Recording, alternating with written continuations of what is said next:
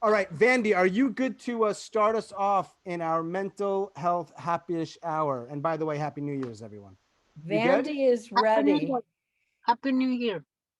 Happy New Year. I'm gonna I- nobody take this as any sort of aggression, but I'm muting you if you haven't muted yourself. And we are gonna give the floor to Vandy, who's in Chicago. And I'm gonna Tonight stop. I'm reading, Sean. What's that? I'm reading. You are allowed to read. Just bring I'm your heart, reading. and you always do that. Okay. Cool. Okay. I'm running down cobblestone streets as fast as I can, stopping only to bum a Marlboro Red and yell, "Ciao!" at no one in particular. I'm in Florence, Italy for what they say is the vacation of a lifetime with my husband, my mother, and my mother-in-law. I haven't slept in 3 days.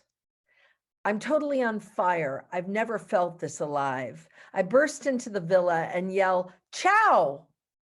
My mother-in-law, with pink lipstick and pearls, giggles nervously and says, "Well, she sure knows how to have fun. Oh, golly." My mom, staring straight at me, says in a monotone, "She is always fun." My husband says, "Where the hell have you been?" Day 4 and I haven't slept. I go for another 10-mile run.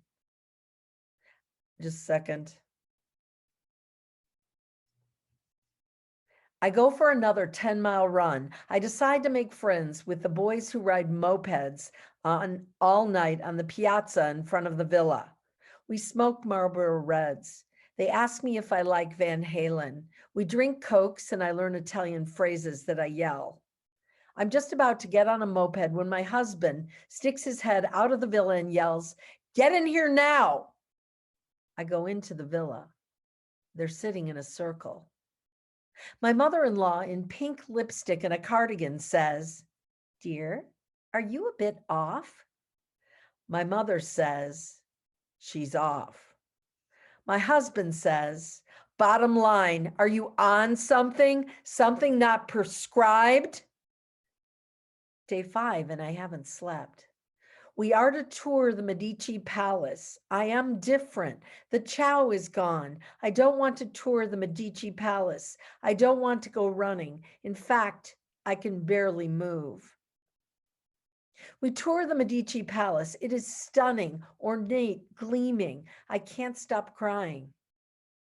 My mother-in-law in pink lipstick and a cardigan, and my mother and my husband all pretend that nothing is happening. A giant man gives me a Kleenex. He tells me it will get better.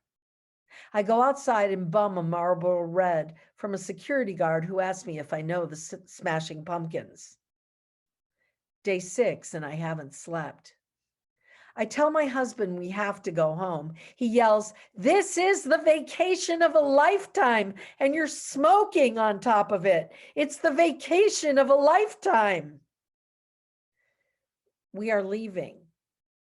My mother-in-law says, "I've always learned to soldier on. Oh, golly." My mother says, "You've wrecked my life." My husband says, "And now you're smoking, the vacation of a lifetime, and you're smoking." We get home. I am so grateful. I dive bomb into my bed into a deep, dreamless sleep. The next morning, my husband is no longer mad. He says, "So what if it was the vacation of a lifetime? I've got you. That's all that matters." I call my doctor and describe what happened. He says, "Oh, goodness, didn't I tell you that time change can cause a manic episode?"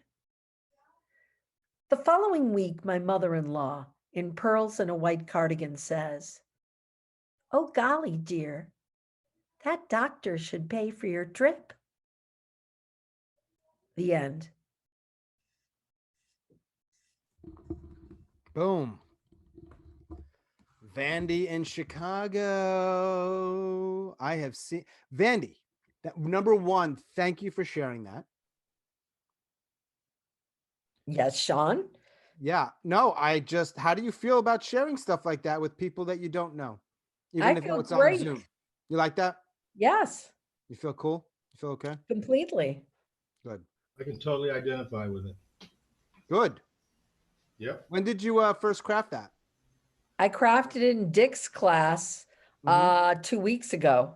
Oh, okay. So it's new. Good. Yeah, it's new. All right. So He next. asked me to do it and speak up. I'm going to do it and speak up for a show Nice. called Tough Love. Nice. Great. That was awesome. Really was. You'll get it off book for him. Yes, it'll be off book. Yeah. Yes, ma'am. By the way, real quick, we'll have time after. And Tracy and Hanadi, I see you. Let me know if you want to tell a story. I know you wanted to, but yep, good. You can nod or put in the chat. Real quick, Vandy, because I don't know if everyone could stick around till after the final storyteller. Do you have anything that you're producing with Steph or Mario or anyone else that we want to know about? Well, we have our Martin Luther King Day show, Mm-hmm. which is January 16th. That's going to Okay. be great. And I'm going to be producing a show in the spring where I produce shows in Lake Forest, Illinois, which is outside of Chicago. Mm-hmm. And Live shows? I'm going to be in Speak Up. They're changing the date, so I don't know the date, but it's the Tough Love show. Is there any other kind, Vandy? Really? Yes, true, Sean. No Okay. other kind. I mean, really? Come on. All right. If you want to drop a link into the chat, especially maybe people would be especially interested in that MLK show because I know you're putting a lot of effort into that. Drop it in the chat. Okay. Cool? All right, cool. Thank you for leading us off, even though I didn't really give you much of a choice. Cool. All right, cool. All right, Billy, you around? I'm around. Billy, by the way, where are you? I feel like you're in Arizona. Am I right? I am in Phoenix. All right, cool. Before you start, I want to tell you that I love that color on you. I do. I just love that color. Is it goldenrod? What is it? Goldenrod's a great word, even if Okay. it's not the right name for that color. It's a great word. All right, Billy, we're going to mute everyone. And when you are ready, share what you got. And thanks in advance for doing so. All right. Well, thanks for having me. Thanks for all of you being here. It's great to have an audience like this. It's been a while, so if there's any rust, you'll just have to forgive me in advance. But my story is about me and when I was actually very young. And I'll tell you, at a very early age, I became known as a talker. So I would get report cards and the teacher would make remarks that would say things like, Billy's a great student, but he talks a lot. And then the next quarter, there'd be another report card and it'd be, he's doing well, he's still talking a lot. And then, the last quarter would come around. It's like, thank God he's not in my class anymore. No, they didn't do that. But, something kind of like that. Well, in third grade, when I was 8 years old, I had an experience that would be predictive about my mental health. And it was weird. I was sitting there in my little third grade desk, and all of a sudden the loudspeaker comes on. And when I was in grade school, when the loudspeaker came on, it was always bad news. I mean, somebody had gotten in some kind of trouble, and they would be called to the principal's office, where things could happen, like you could get a spanking. So I'm sitting there in my little desk, and the loudspeaker comes on, and every kid in the class does the same thing. You kind of react like, well, how you react if you ever see like a cop's lights in your rear view mirror, kind of freak out like that. But the voice comes on, and I think to myself, I'm okay, haven't done anything, I'm not in trouble. And the voice comes over the speaker, it's the principal's, and she says, Mrs. Voss. And Mrs. Voss, my third grade teacher, said yes. And the principal said, would you please send Bill Boyles down to the principal's office? And so there I was on my way down to the principal's office, thinking to myself, now wait a minute, I haven't done anything, I'm not in trouble, why would I be going to the principal's office?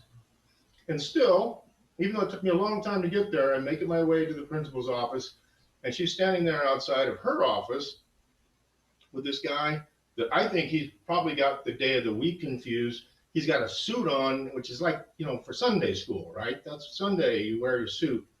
But this guy's standing there with his suit, and the principal, and my attention was caught by the briefcase that this guy in the suit was holding, because it was all silvery. It was like stainless steel. It was like a stainless steel briefcase. And to me, that had an equivalency with science fiction. And I was really into science fiction at the time. And so all I could do was look at that briefcase. And the principal said, Billy, I want you to go with this man, and he's going to give you a test. And that kind of broke me out of my trance on the briefcase, because I'm like, test? No, wait a minute. First, I didn't do anything wrong. Second, nobody said anything about a test. Why am I going for a test? But they ushered us over to this door that I'd never even seen before by the principal's office. And it turns out it's a little conference room. And inside the conference room, there's a little circular table, and there's 2 chairs. And the man with the briefcase said, here, have a seat, Billy, and, we'll commence the test. And he opened the briefcase up, and he pulled out a file or a folder full of images. And the first one he gave to me, he says, Billy, I want you to look at this, and I want you to tell me what you see in this object or in this image. And I'm like, oh, man, I would love to do that, except somebody spilled shit all over it. Okay, now, I didn't say shit all over it when I was in the 3rd grade, but that was my message. It's like, look, it's not an image. It's like somebody made a mess. But he said, no, that's okay. That's what I want you to look at. I want you to look at that, and I want you to tell me a story. Now, okay, 8 years old. At that point in my life, my grandmother was still living with us. Great woman, love her dearly to this very moment. But she had this thing. She would say to me, now, Billy, quit your storytelling.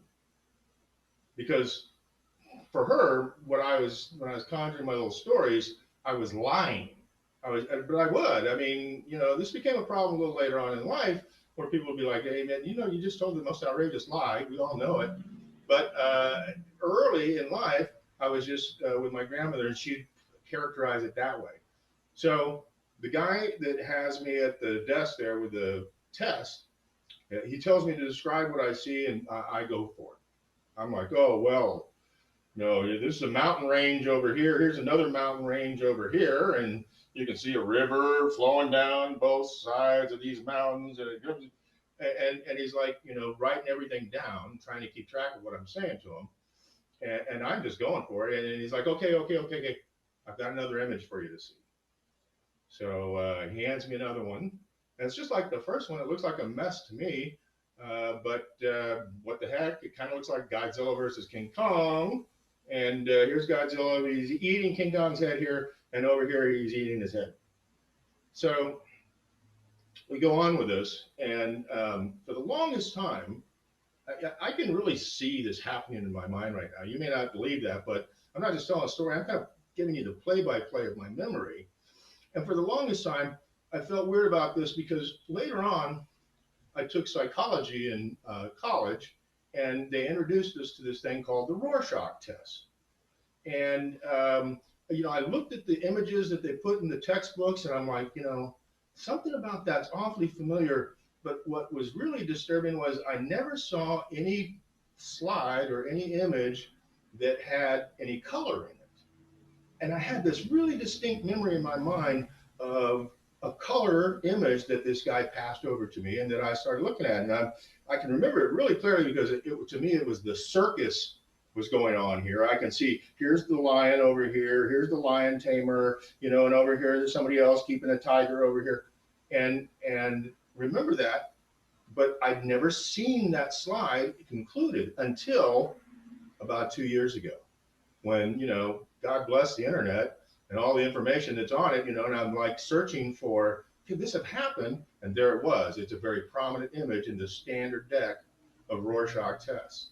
So the thing about all this is, it was predictive of what would happen later on in life.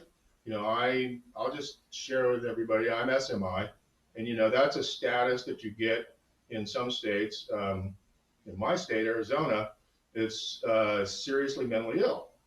But for the longest time, really, I wasn't mentally ill. I just like telling stories.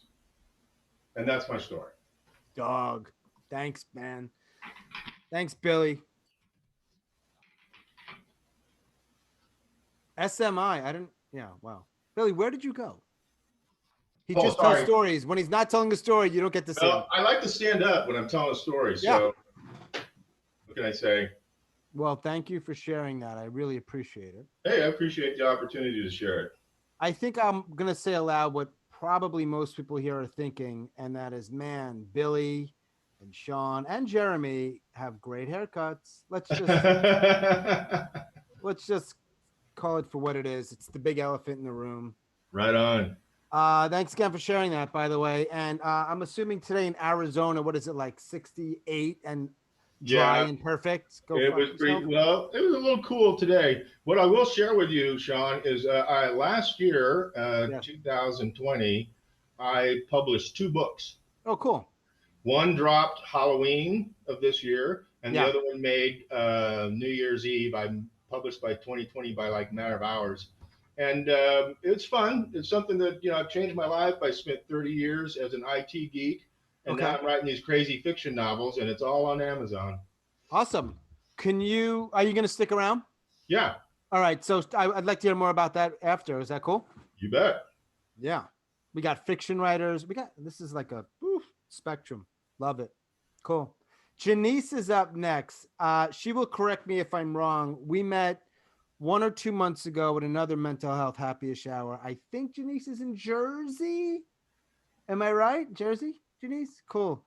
All right. I'm going to mute myself and then the stage is yours. Is that cool? Fine. Awesome. Good evening, everyone.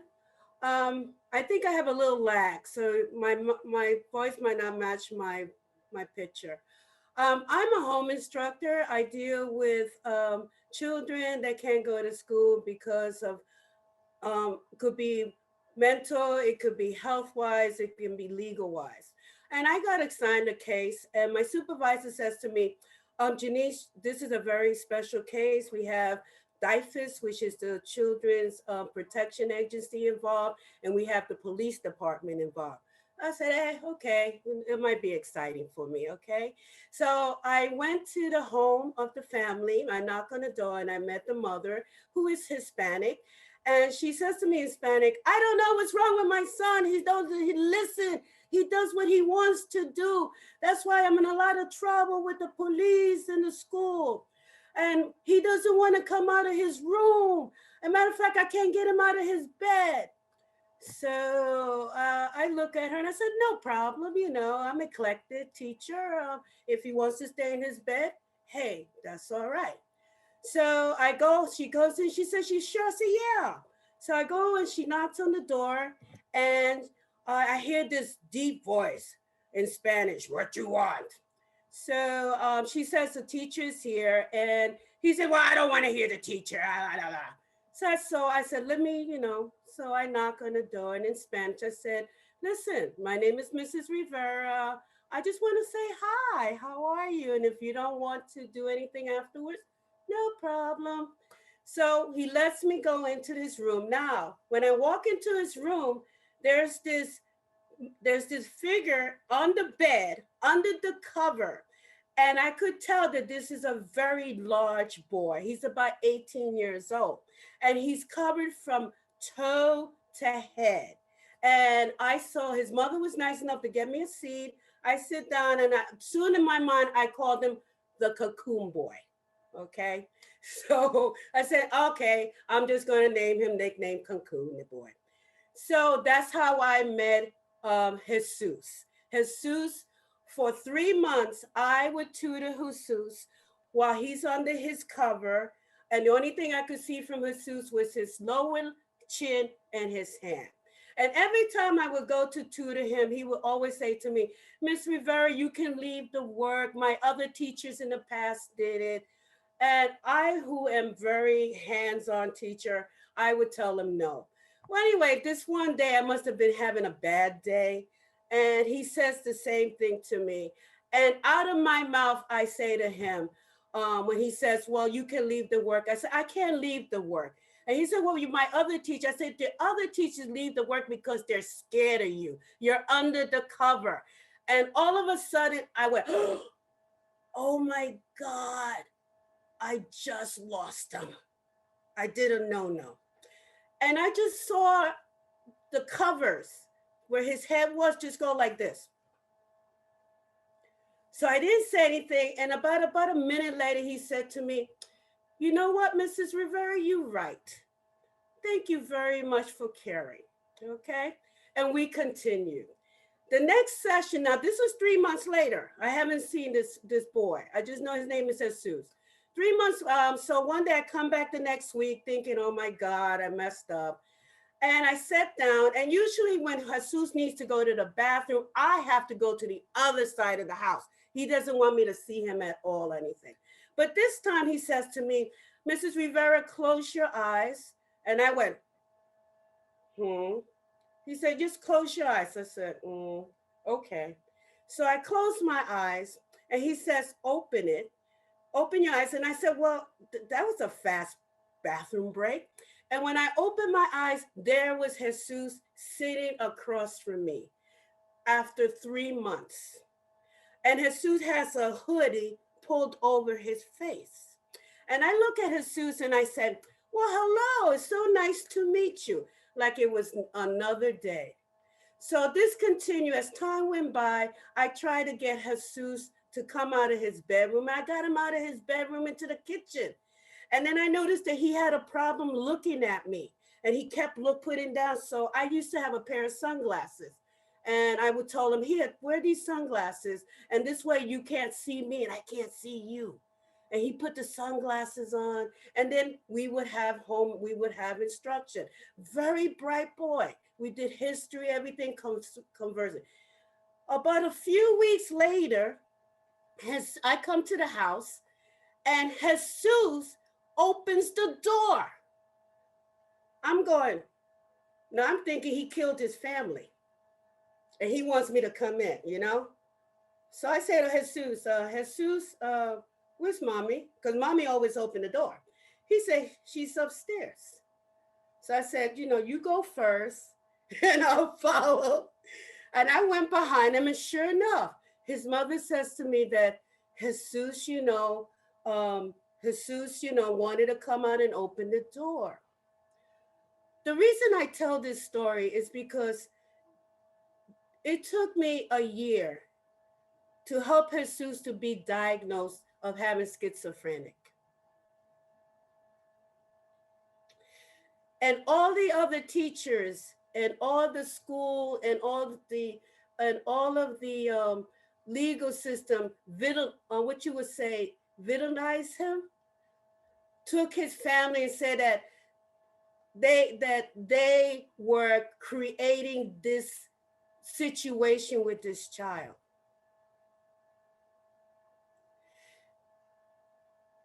And as a mother and as a teacher, I wonder what would have happened if I did not take that moment to just accept who he was.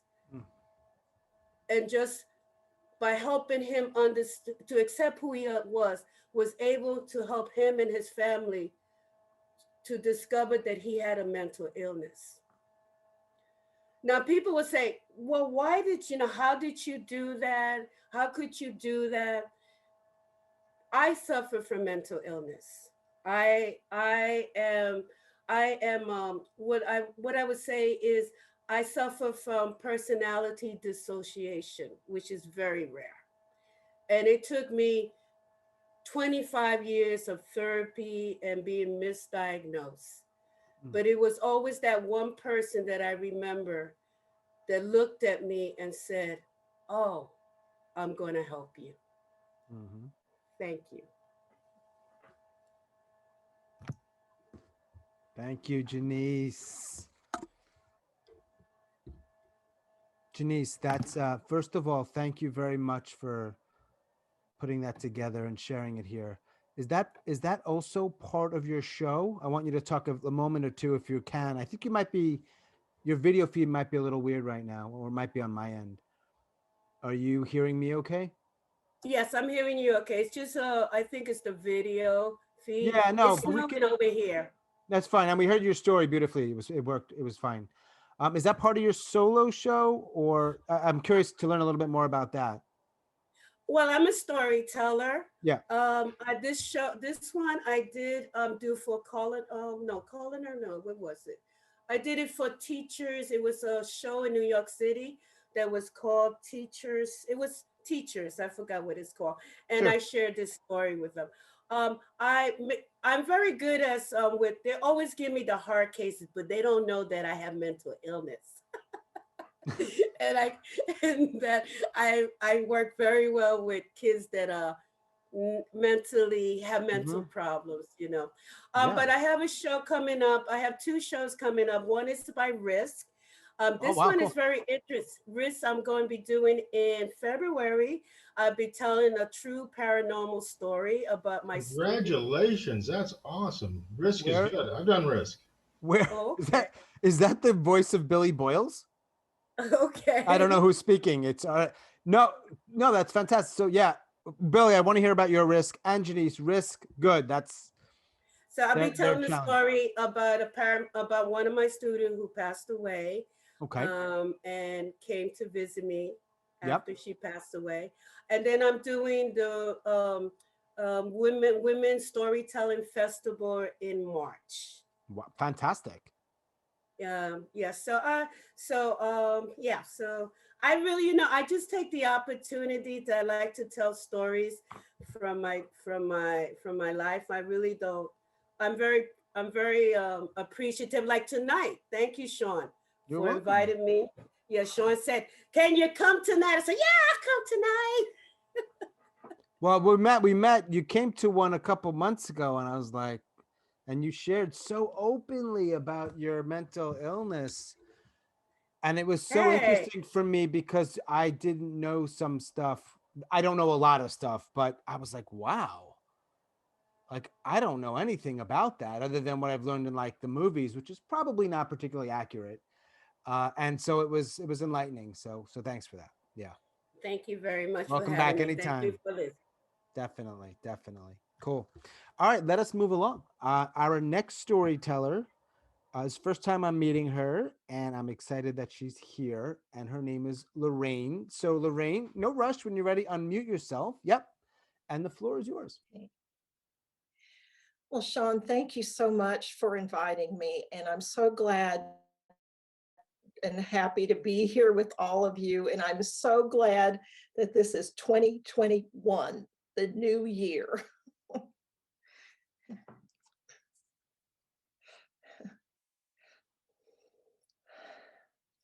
One afternoon, many years ago, I found myself tossing and turning under a scratchy blanket in a tiny bed that was never meant to be comfortable. I was staying in the sexual trauma unit in a psychiatric hospital. Several days earlier, my psychologist had me admitted there because I was suicidal. But I did not want to be there. And I couldn't understand why. I couldn't convince my psychologist and the hospital staff that I was worthless and that I did not deserve to live. For as long as I could remember, I had been smothering in shame, which began when I was violated over and over by the two people that I should have been able to trust most in the world. My mother and father began sexually abusing me when I was a very little girl. They were so violent that I thought they were trying to kill me. So there I was, tossing and turning under that blanket and reliving all of that trauma. And I just didn't feel like getting up out of bed. Then a therapist came in, pulled up a chair, and sat down beside me. She said, "Lorraine, I'm sorry that you're having such a hard time, but you need to get out of that bed. You haven't been going to any workshops or group meetings. And if you're not going to make any effort, then there's no point in you being here. And I'd hate to see you transferred elsewhere. Then she looked at her watch. Music therapy starts in 10 minutes. Now that put the fear of God in me, because I didn't want to have to pack up my suitcase and start out all over again at another psychiatric hospital. So I threw off my blanket and I rolled out of bed. I slipped on my footy socks, and as I rushed to music therapy, I wondered, what are we going to do? Sing happy songs? When I arrived, every seat was taken except for a rickety folding chair right in the very front. As I sat down, the music therapist, who was a man, walked in the room. The scared little girl in me held her head down. But then when the music therapist came to the front of the room, I got the nerve to look up at him. He had the kindest eyes, and I could feel his compassion fill the room. He said to us, I am so sorry for what has happened to you. I know that you're in pain, and I know that things get so out of hand sometimes that you try to hurt yourselves. So today, we're going to talk about how you can write about everything, including your anger, and it's going to help you feel better. And now I want to play a song for you, which illustrates just what I'm talking about. Now, I know that some of you have a special song. Maybe you heard it with someone you love, or maybe this song changed you, or maybe even saved you. And you remember when and where you were when you heard that song for the very first time. So there I was in music therapy in the sexual trauma unit when I heard for the very first time the song Goodbye Earl by the Chicks. For those of you who haven't heard it, this song is about two gals, and they kill the one gal's abusive husband with a mess of poisoned black-eyed peas. I just loved it. Natalie Maines just sings it with such spunk and mischief and joy. And it reminded me that I've got some spunk and mischief in me. And that's when I realized that I was glad that I was there at the psychiatric hospital. I was glad I was there because I did want to live. It hasn't been easy, but I'm here and I'm alive and I love my life. And the Chicks have been with me every step of the way. Just today, I played their song, Goodbye Earl, and I felt so much joy that I just had to get up and dance. Lorraine, that was phenomenal. Thank you, Lorraine. Thank you so much. Man, I feel like we should all just get up and dance for a moment or two right now, right? Aaron I'm into it. knows what I'm talking about. Let's do it. Hey, Let's do it. hey, hey. Yep. Thank you so much, Lorraine. That was absolutely beautiful. I'm glad you made it through that. Not to sound trite. I don't even know if I used that word correctly. I think I'm not using it correctly. I'm not sure if it's glib or trite, but it's something I sound like I am. Thank you for sharing that. I know. Yeah. Yeah. Thank you. Lorraine, you're in are you in Missouri? Missouri? Is that right? Yes, I am. Yes. Are you closer to Yes. St. Louis, Missouri or Kansas City, Missouri?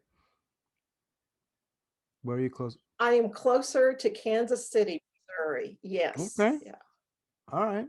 Nice. I would typically try to think of something and make some connection to my life or the and Missouri, but I got nothing.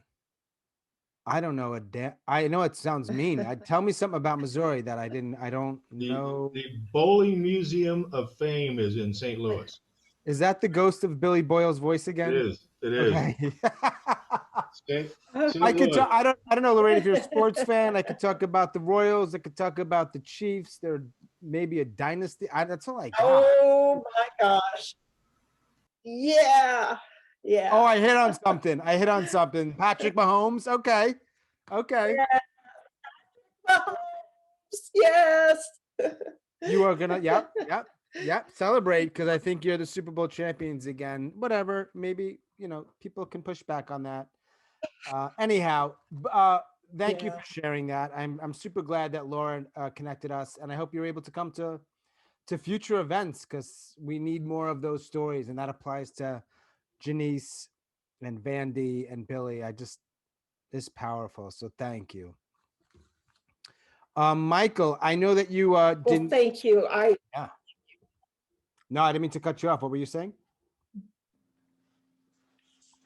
Well, thank you so much. I'm so happy that I came and I can't wait to come back. Can't wait to have you. Thanks. Yeah. Thank you. Michael, I didn't connect with you because I think you were coming in and you were driving and stuff. Are you good to tell now? I'm good, man. Can you hear me? Awesome. Okay. Yeah, Lorraine, can you mute yourself? I'll mute myself and give me a moment, Michael, and then the stage is.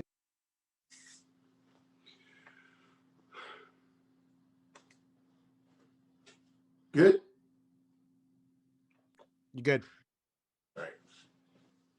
All right. My name is Michael Gwynn. I live in Irving, Texas, and thank you for having me tonight.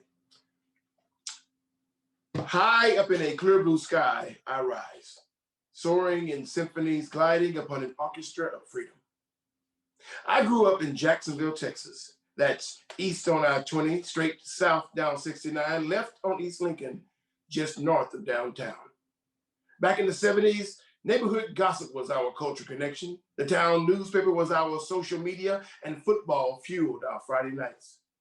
Growing up, we loved to shoot BB guns, fish, swim, and ride go-karts down Keebee Hill. We used to shoot marbles on black knees and brown dirt beneath a blue East Texas sky. I remember one time I got this idea to unravel a pack of 100 firecrackers. I poured the powder into a brown paper bag, which I cut into a perfect rectangle. Then I rolled it up real tight, all in the attempt to make what I was certain would be a itty-bitty stick of dynamite. My life has been nothing but a series of explosive moments ever since. Our house was a tiny 2-bedroom, 1 bath, way too small for 5 boys, 2 parents, 1 cat, and some very bold mice. Back then, our family was poor, so much so that getting hand-me-downs and mixed match socks felt like Christmas. And the #1 TV show in our house was Good Times. Ain't we lucky we got them? Saturday nights were soul food Saturdays at my Aunt Melvin's. At the time, it was one of the most popular Black-owned eateries in East Texas. Always take pride in what you do, she'd say. You never know where it might take you. Her work ethic and professionalism inspired me. She turned 106 last month.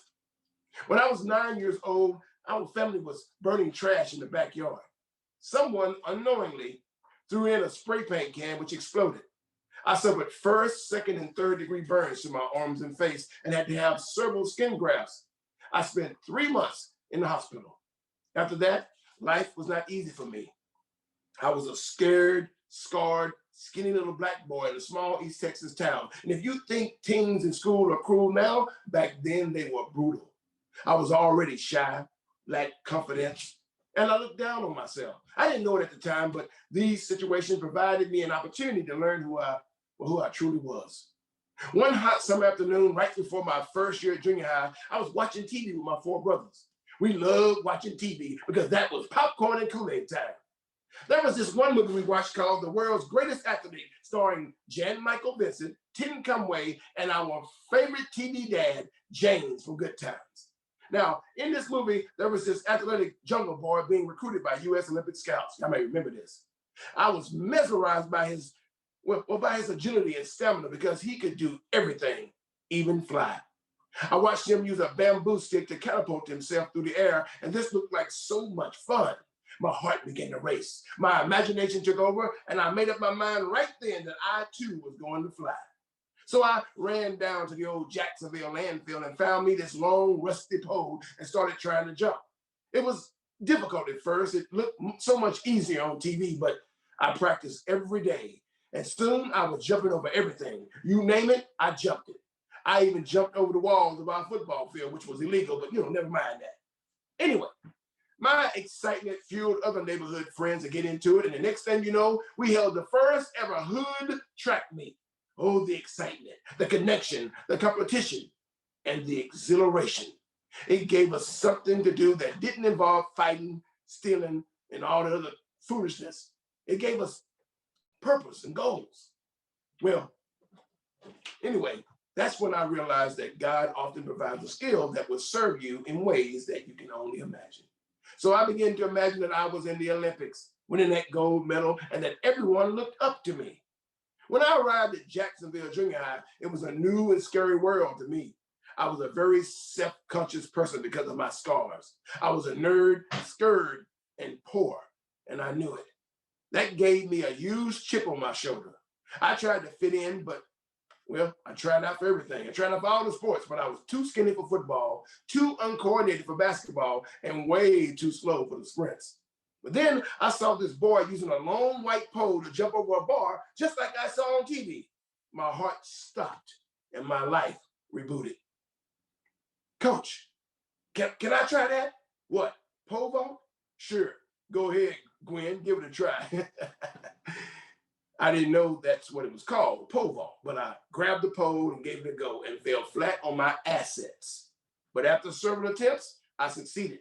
I had finally found my niche, finally something that I could do, something that gave me purpose, and it literally catapulted me into a world I never imagined existed.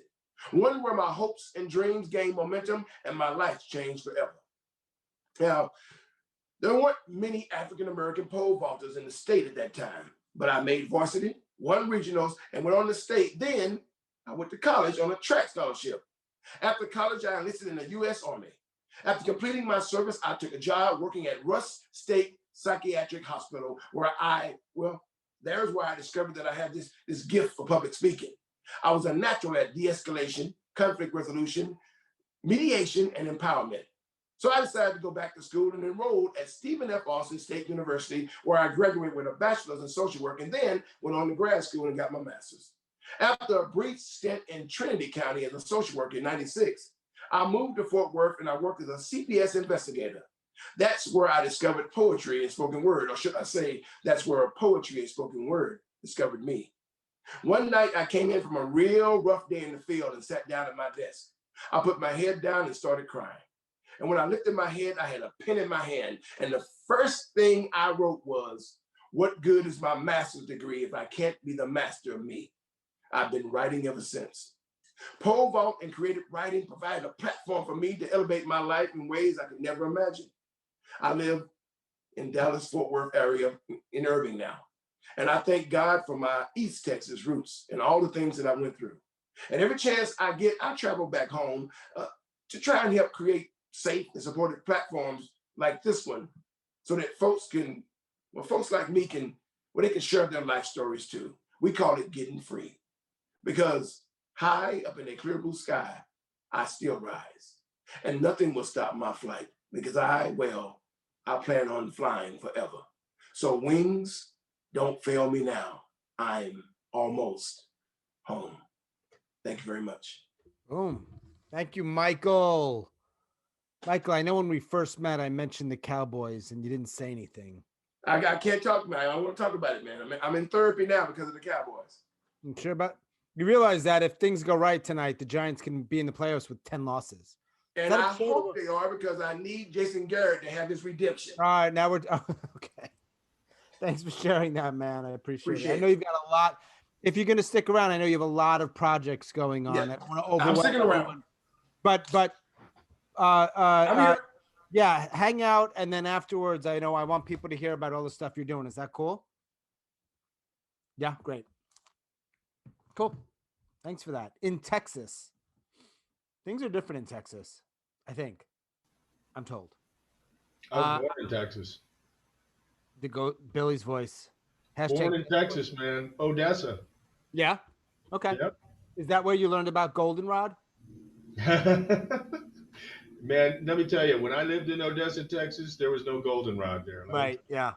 Yeah. You know, there are people on this Zoom call here. I don't want to name names, but a couple of you that you're thinking right now, and you've not been involved in storytelling much, if at all, and you're thinking right now, I could do this. I've got a story. I can do this. And maybe tonight's not the night. Maybe it's next time or the time after that. But you are right. You can do it.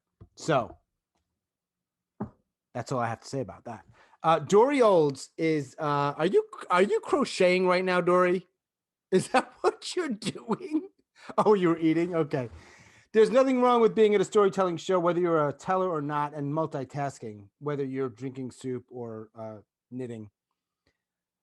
Maybe after when we are done this evening, if you want to stick around, Dory and I have an interesting story on how we met. But Dory, I'm going to unmute you, or you can unmute yourself. I'm going to mute myself, and then the stage is yours. Is that cool? Yeah. Fantastic. Thank you.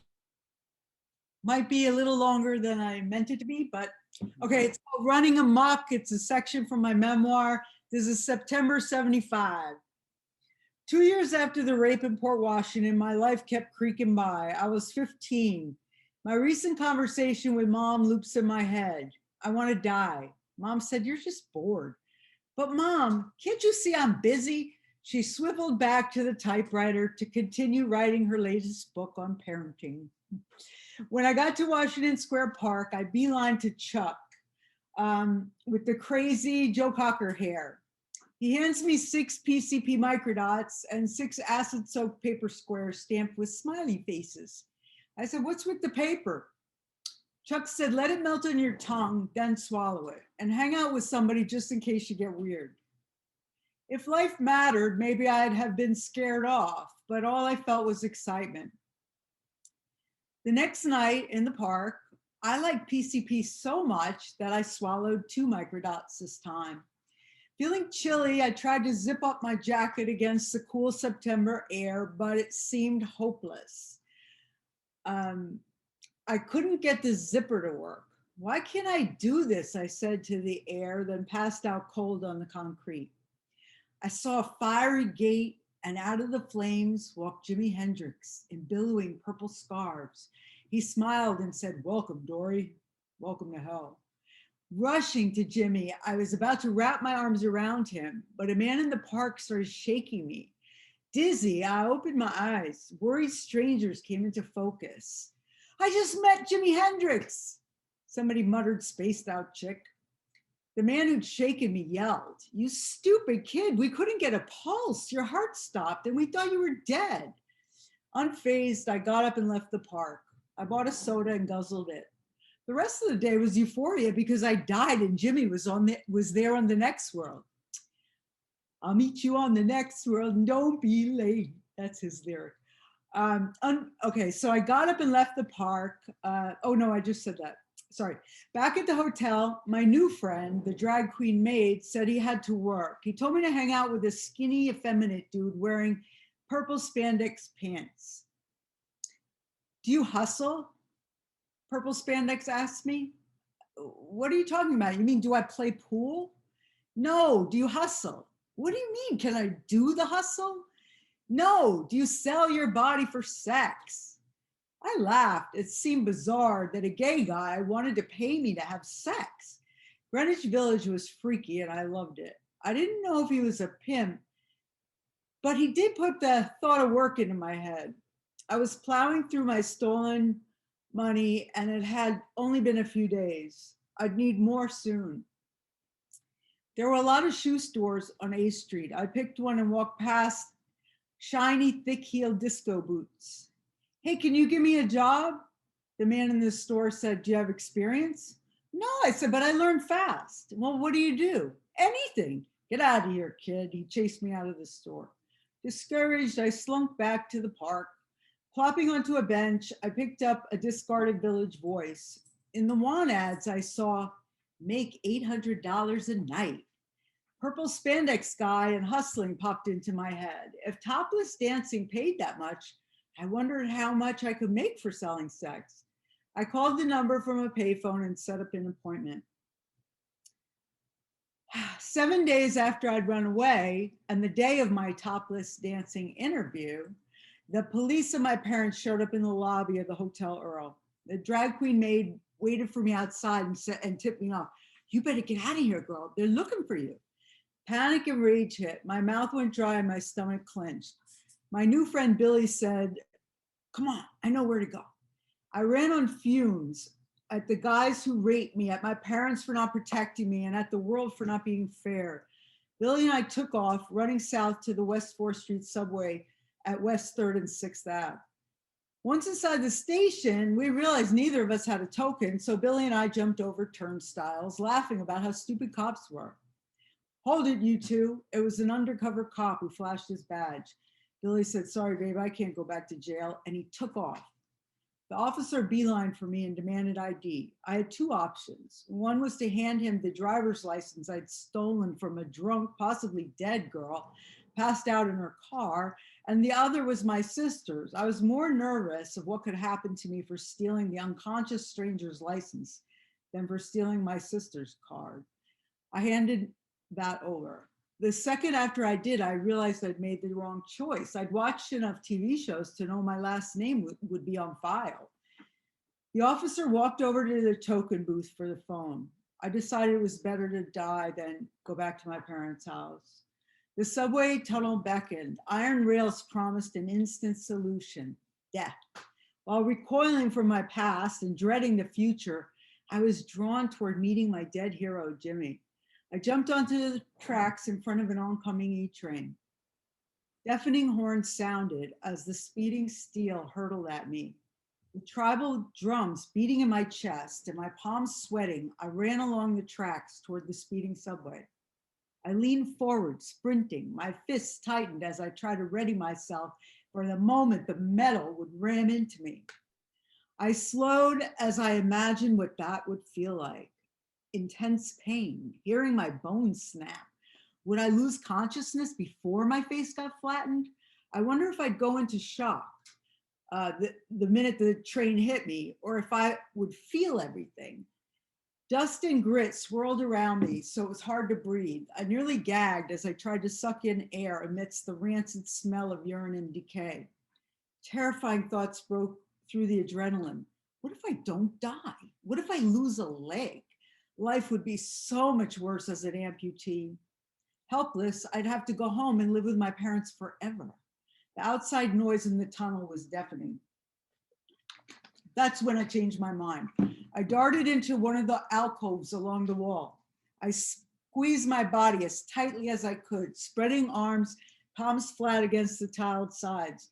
The tip of my sneaker leaned precariously over the edge, tensing my toes. With hands bracing me, I sucked in my gut and pressed my spine as far back as it would go. Dust and grit swirled around. Coughing and needing air, I inhaled. My teeth felt the grains of dirt. The train sped closer. I held my breath as the train went by. I felt a whoosh of wind. It missed me by inches as it whizzed by. I didn't dare let out my breath for fear I might lose my balance and get dragged. The train began to slow. It was pulling into the station. The horn was still blasting, but the subway eased to a stop. Ah, relief. The train had passed me by. I jumped out of the alcove, back onto the track, scampered up the ladder, and the train sat in the station with doors open. I couldn't believe my good luck and collapsed on a seat. I shut my eyes as I waited for the doors to close, but nothing was happening. Over the loudspeaker, "We're being held in the station for a police investigation." Oh no, I thought. Then I saw the cop running toward the stopped train. I flew out the doors and raced toward the stairs in the station. My purse was weighing me down. I tossed it over a rail into a pit near the platform. It had my money in it, all my drugs. I wanted to go back for it, but I couldn't risk it. I ran up the stairs, taking two at a time, then out of the exit and onto the street. Concrete pavement felt reassuring beneath my feet. I quickly scanned the street and spotted an open doorway. Ducking inside, I flew up the stairs. Oh, I was free. He'll never find me. My muscles began to give out. I saw an open door to a room and thought of going inside, but there were rows of Asian women seated at sewing machines. A factory building? A sweatshop? I kept going. The rhythmic clattering of the machines grew fainter. Then I reached the top floor. There was nowhere else to run. I was so out of breath, I collapsed into a crumpled heap on a step. I thought about the purse and my $750 and realized I had no money. I was trying to figure out what to do.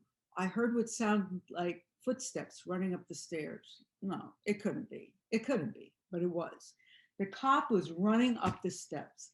When he got to me, he looked pink and completely out of breath. He looked like a cop from TV, light Irish skin, receding dirty blonde hair, and athletic build. He was at least 6 foot tall.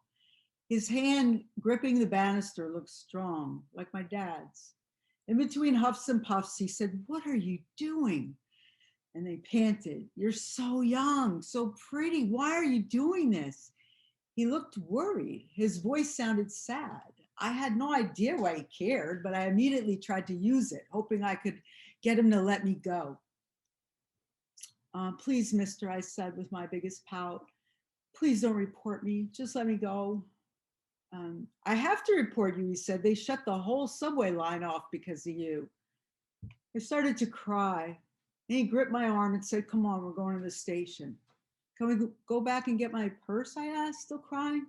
"Yeah," he said, then told me his name was Tom. He scribbled his phone number onto the back of a business card. "That's my home number. If you need me, just call." Tom escorted me down the steps and out of the building. When we got back on the street, he pointed to 3 scruffy men sharing a bottle of vodka. "I gave them $1 to tell me where you went." My life for a fucking $1. He walked me back to the subway platform without ever letting go of my arm. We both knew I would have run. People stared at me gawking, and I heard a little kid say, "Ooh, she's in trouble." "What are you looking at?" I hissed at an old lady. I pointed to the pit. It was right where I tossed the purse. I couldn't believe it was there, still there. Tom grabbed it and handed it to me while not letting go of my arm. My wallet was there. The money was too. Incredible. Commuters must have been too busy watching me run from the cop. They never saw me toss the purse. When we got to the station a few blocks away, Tom stopped me outside and whispered, "If you have any drugs on you, dump them before they search you." He walked me to a restroom and waited outside the door. It felt tragic to throw away my new fancy pipe. Reluctantly, I tossed it in the trash. I had 6 blotter tabs of acid left and 5 purple PCP pills. There was no way I could go home to my parents' house and not be high. So I took a piece of toilet paper and rolled up the drugs and stuck it in my underwear. "There's no way I'm letting them search my underwear. I'll demand a lawyer. I'll threaten to sue them." I opened the door. Tom brought me to a room where I was reunited with my enraged parents. They looked horrible. Both had lost weight. They had puffy bags under their eyes and their faces looked colorless. They'd aged 10 years in a week. A tiny seed sprouted in my head. Maybe my parents really did love me. It hadn't just been empty words. Tom, the cop, really did worry about me. The man who'd yelled at me when I overdosed in the park really was shaken. He didn't know me, but felt frightened for me. He didn't want me to die. That's another part. That tiny crack in my bravado was just enough to let in a faint shimmer of hope. The end. Thank you. Hey, Dory. Thank you, Dory. And yeah, that was the perfect timing for the swig. What are you drinking? Oh, just soda, my last vice. Right. Yes. I remember our conversation. You told me that. It's like, Yeah. well, if that's your worst vice, you're doing okay. Dory's up in New York, right? You're in the city? Yeah, Manhattan. I live in the Chelsea neighborhood in my Yep. apartment. I was talking to my friend today about how, like in the memoir, I had a different beginning, but she said, what if you start like with where you are? Because, and then you flash back, because where you are now never could have been guessed. Like I own my apartment, I paid it off in 9 years. I was an art director. I had, like I have this really incredible life, but like there's such a disparity between where I was and where I am, So it's an idea. Absolutely. Yeah. How you been holding up, by the way? I don't want to bore people with our history. We've talked a couple of times, Dory and I. I'm doing much. Dory's had a life. Dory has had a life. I I appreciate you struggling and just making it happen. I'm doing okay. I think that the Georgia vote will affect my mood, but we'll hope it's up. We'll hope. Absolutely. Yeah. I hope it works out however you want it. I'm pretty sure I know how you want it to work out, but anyhow. Okay. Hey, I'm a liberal, But anyway. Thank you for sharing that and crafting that. And if you want to stick around and talk a little bit more about it and other stuff you're doing, we've got 4 more tellers. I appreciate everybody sticking around. We ended up having 10 tellers, which is a lot. So we're going to just keep rolling through to keep it moving. Next up is Erin. Erin's in Virginia. She's got a great smile. Let's mute ourselves and give the floor up to Erin Mahone. Thank you so much. Can y'all hear me okay? Okay. So Sean, I appreciate you inviting me. This is an opportunity for me to put the pen to paper for a story that I've been trying to write since 1994. So I'm reading tonight because it's just sort of falling out of me. About a year and a half ago, I called a random person that I knew from many years prior to ask her a favor. She owned a counseling organization, and I was halfway through my master's degree at 41 years old, trying to completely change my life and my trajectory. Finally deciding that I was going to become a therapist after all these years of dreaming of being a therapist. And I walked into that office with a couple of questions. I have terrible anxiety and terrible stage fright, and I don't like to assert myself in any way. But I needed what I needed. So I walked into the room and I said, I need a home.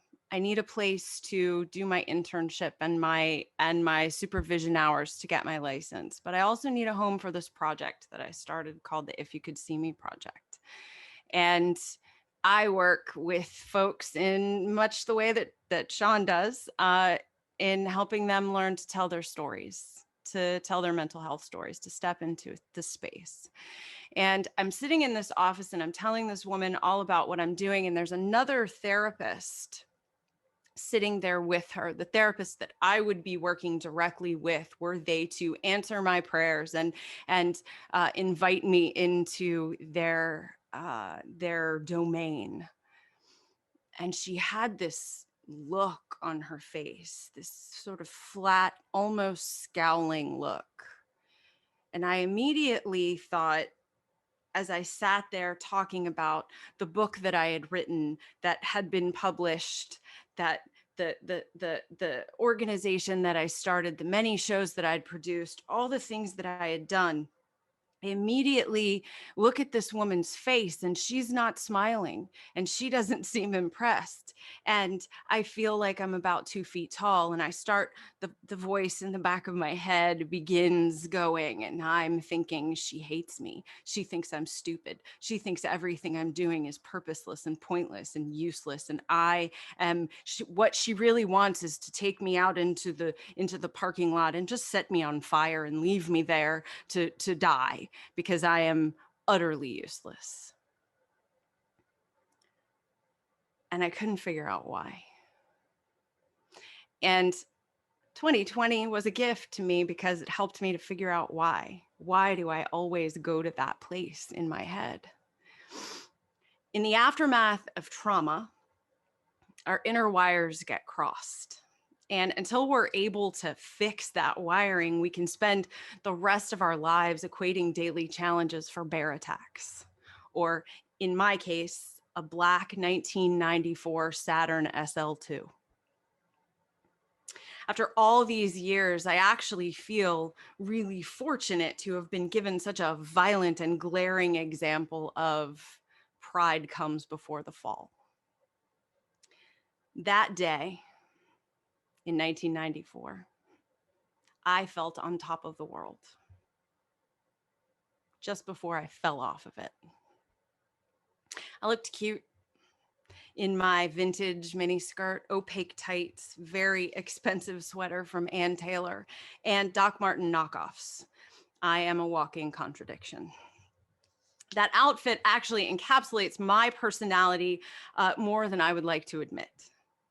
I have an appreciation for the past, a subtle embrace of the conventional, but always on my own terms, with some combat boots to make sure that you're paying attention and to piss off the authority figures. I am, after all, Generation X. I had a really fun part in the school play. It was the beginning of my junior year in high school.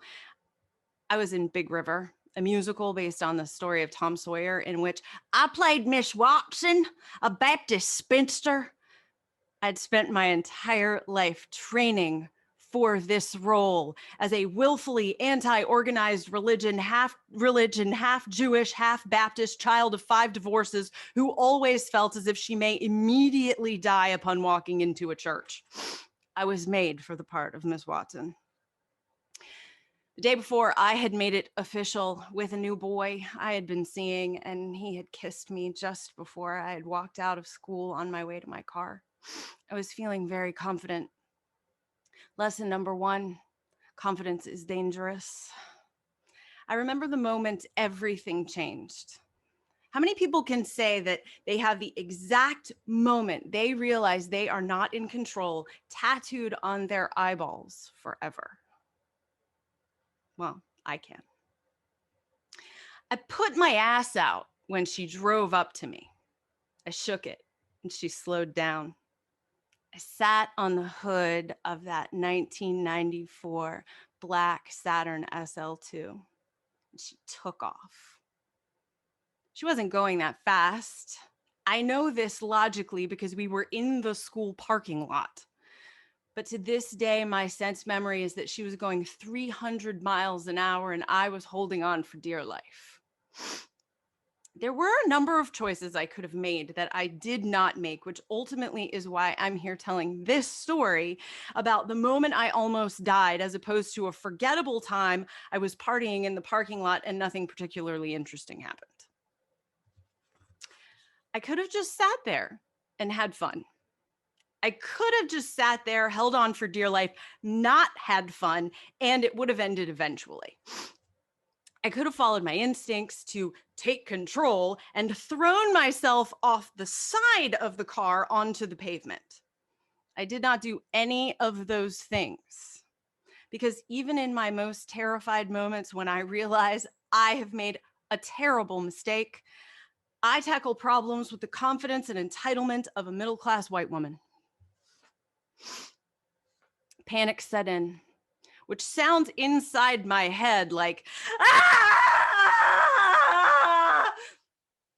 Though externally, I am entirely silent.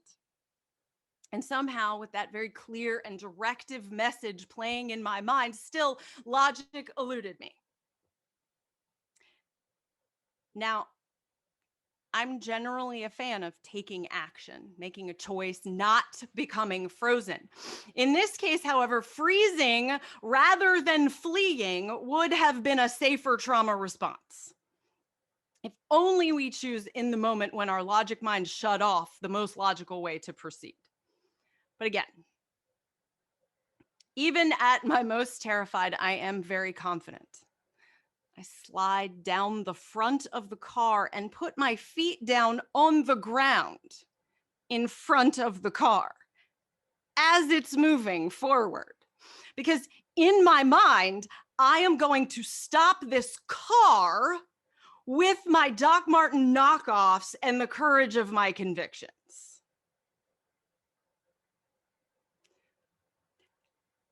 I think it probably goes without saying that I did not stop the car, because no one's courage of convictions are that strong. Instead, I fell off of it and it ran over me. And I tumbled and twisted so that I landed under the car facing the same direction that I had fallen, which I'm not really sure how that's even possible. I was trapped under the car for a half an hour. I was nearly unconscious by the end, not because of the trauma of falling and being run over, but because of the fact that my beautiful Ann Taylor sweater was strangling me under that car. They jacked it up a little bit, enough to get me unhooked from my sweater. They called 911. The boy that was sitting in the bus filled with show choir kids that were getting ready to go to a competition and all watching this happen came over and cut off all my clothes.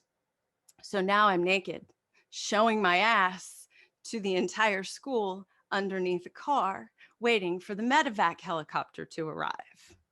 Medevac gets there, they take me to the hospital. I survived. Yay!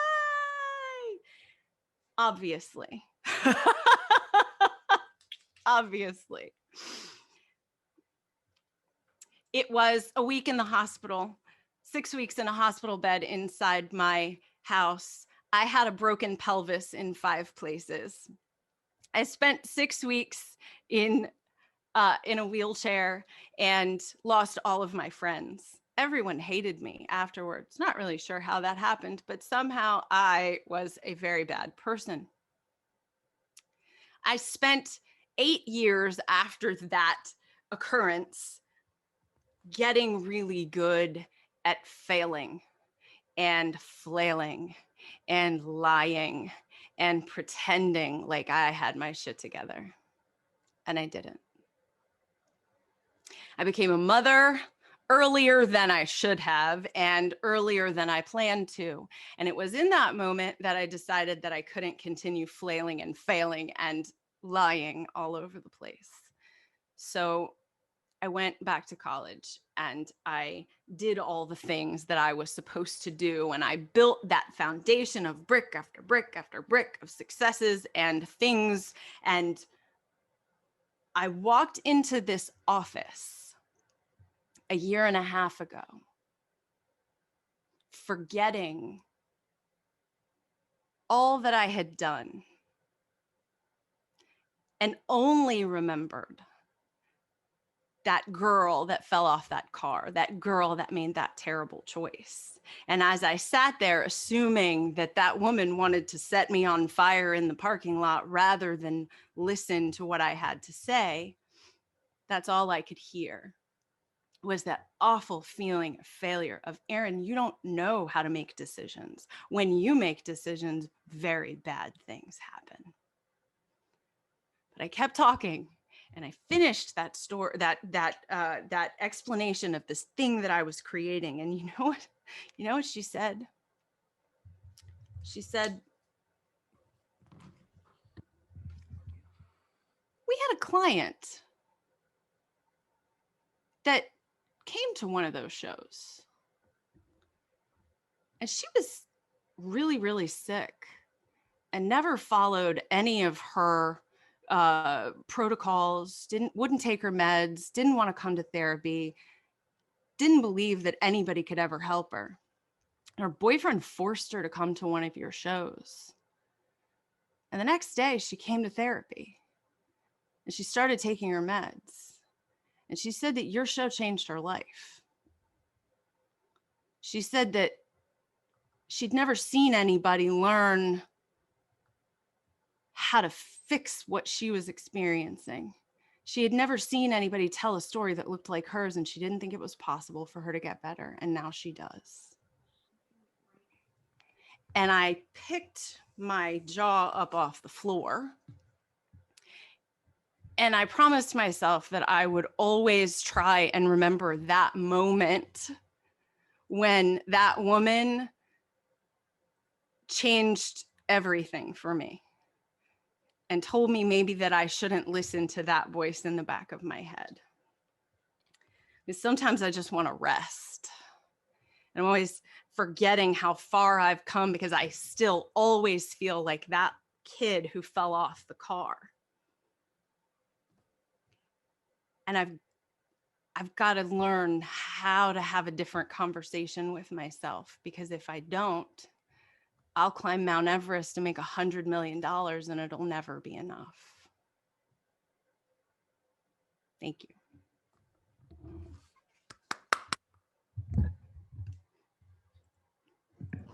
Thank you for letting me work that out, Sean. That's just, it's beginning. Yeah. Hey, it's so. an open mic and it's heartfelt and you're really talented. And so what's the problem? Thank you. Thank you. Yeah. Awesome. Yeah. I like that ending. It's so true. I tend not to like comment on people's stories, like especially like right when they told it, but sure. I mean, it's a little shitty, but I just have to say the whole Everest and money. Yep.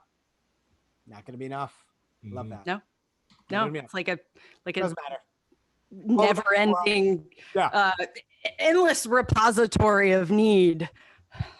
Not going to be enough. Yeah. I love it. Thank you. And if you could stick around, well, Erin is the, I don't know what the word is. The founder, I guess is the word. That works. Of a fantastic organization. So can you stick around and then we'll chat about it after? Absolutely. Awesome. I appreciate everyone's patience because we had 10 storytellers, which is a little bit more than average, but these stories, I don't know if they matter more than other stories, but in my particular brain, they do. So I am going to take a stand and say that. Our next up is Kimberly J, who I've never met. We'll talk, Kimberly, after about who you are and where you are, but I'm going to mute myself. Okay. I just muted myself before I was done with my sentence. Okay. Take it away. Can I get a thumbs up if you guys can hear me? Okay. Okay, cool. Yep. I was 28. I was 28 the first time my beautiful pride and joy told me she was going to kill me. I was 28. I was 28 the second time my beautiful pride and joy told me she was going to kill me. I was 28 the third time my beautiful pride and joy told me she was going to kill me. I was 28 the fourth time my beautiful pride and joy told me she was going to kill me. Honestly, I was 28 when I lost count of how many times my beautiful pride and joy told me she was going to kill me. I don't want to be the recipient of your stigma stare. I don't want to be the one for whom your eyes gloss over in some kind of a glare filled with absolute pity. I do not want to be the mascot for this secret society. And I don't want to be the poster child for anything, especially illnesses that no one can see.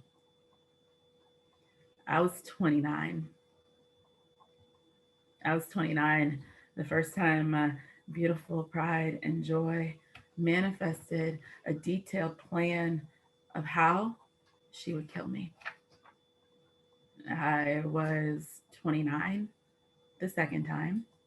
My beautiful pride and joy manifested a plan of detail telling me how she would kill me. I was 29 the third time.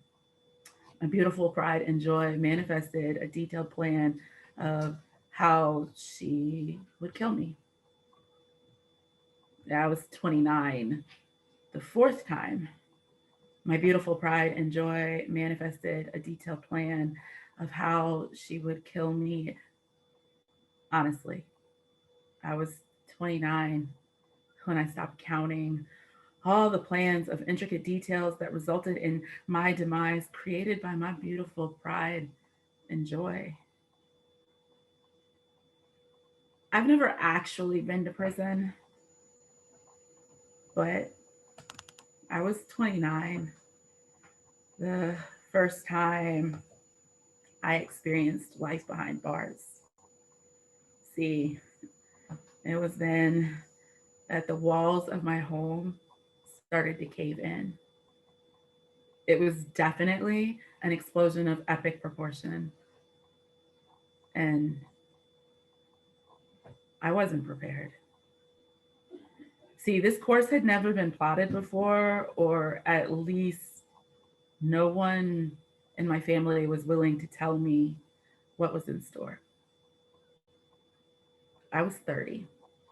The first time my beautiful pride and joy had to be hospitalized and began to blame me.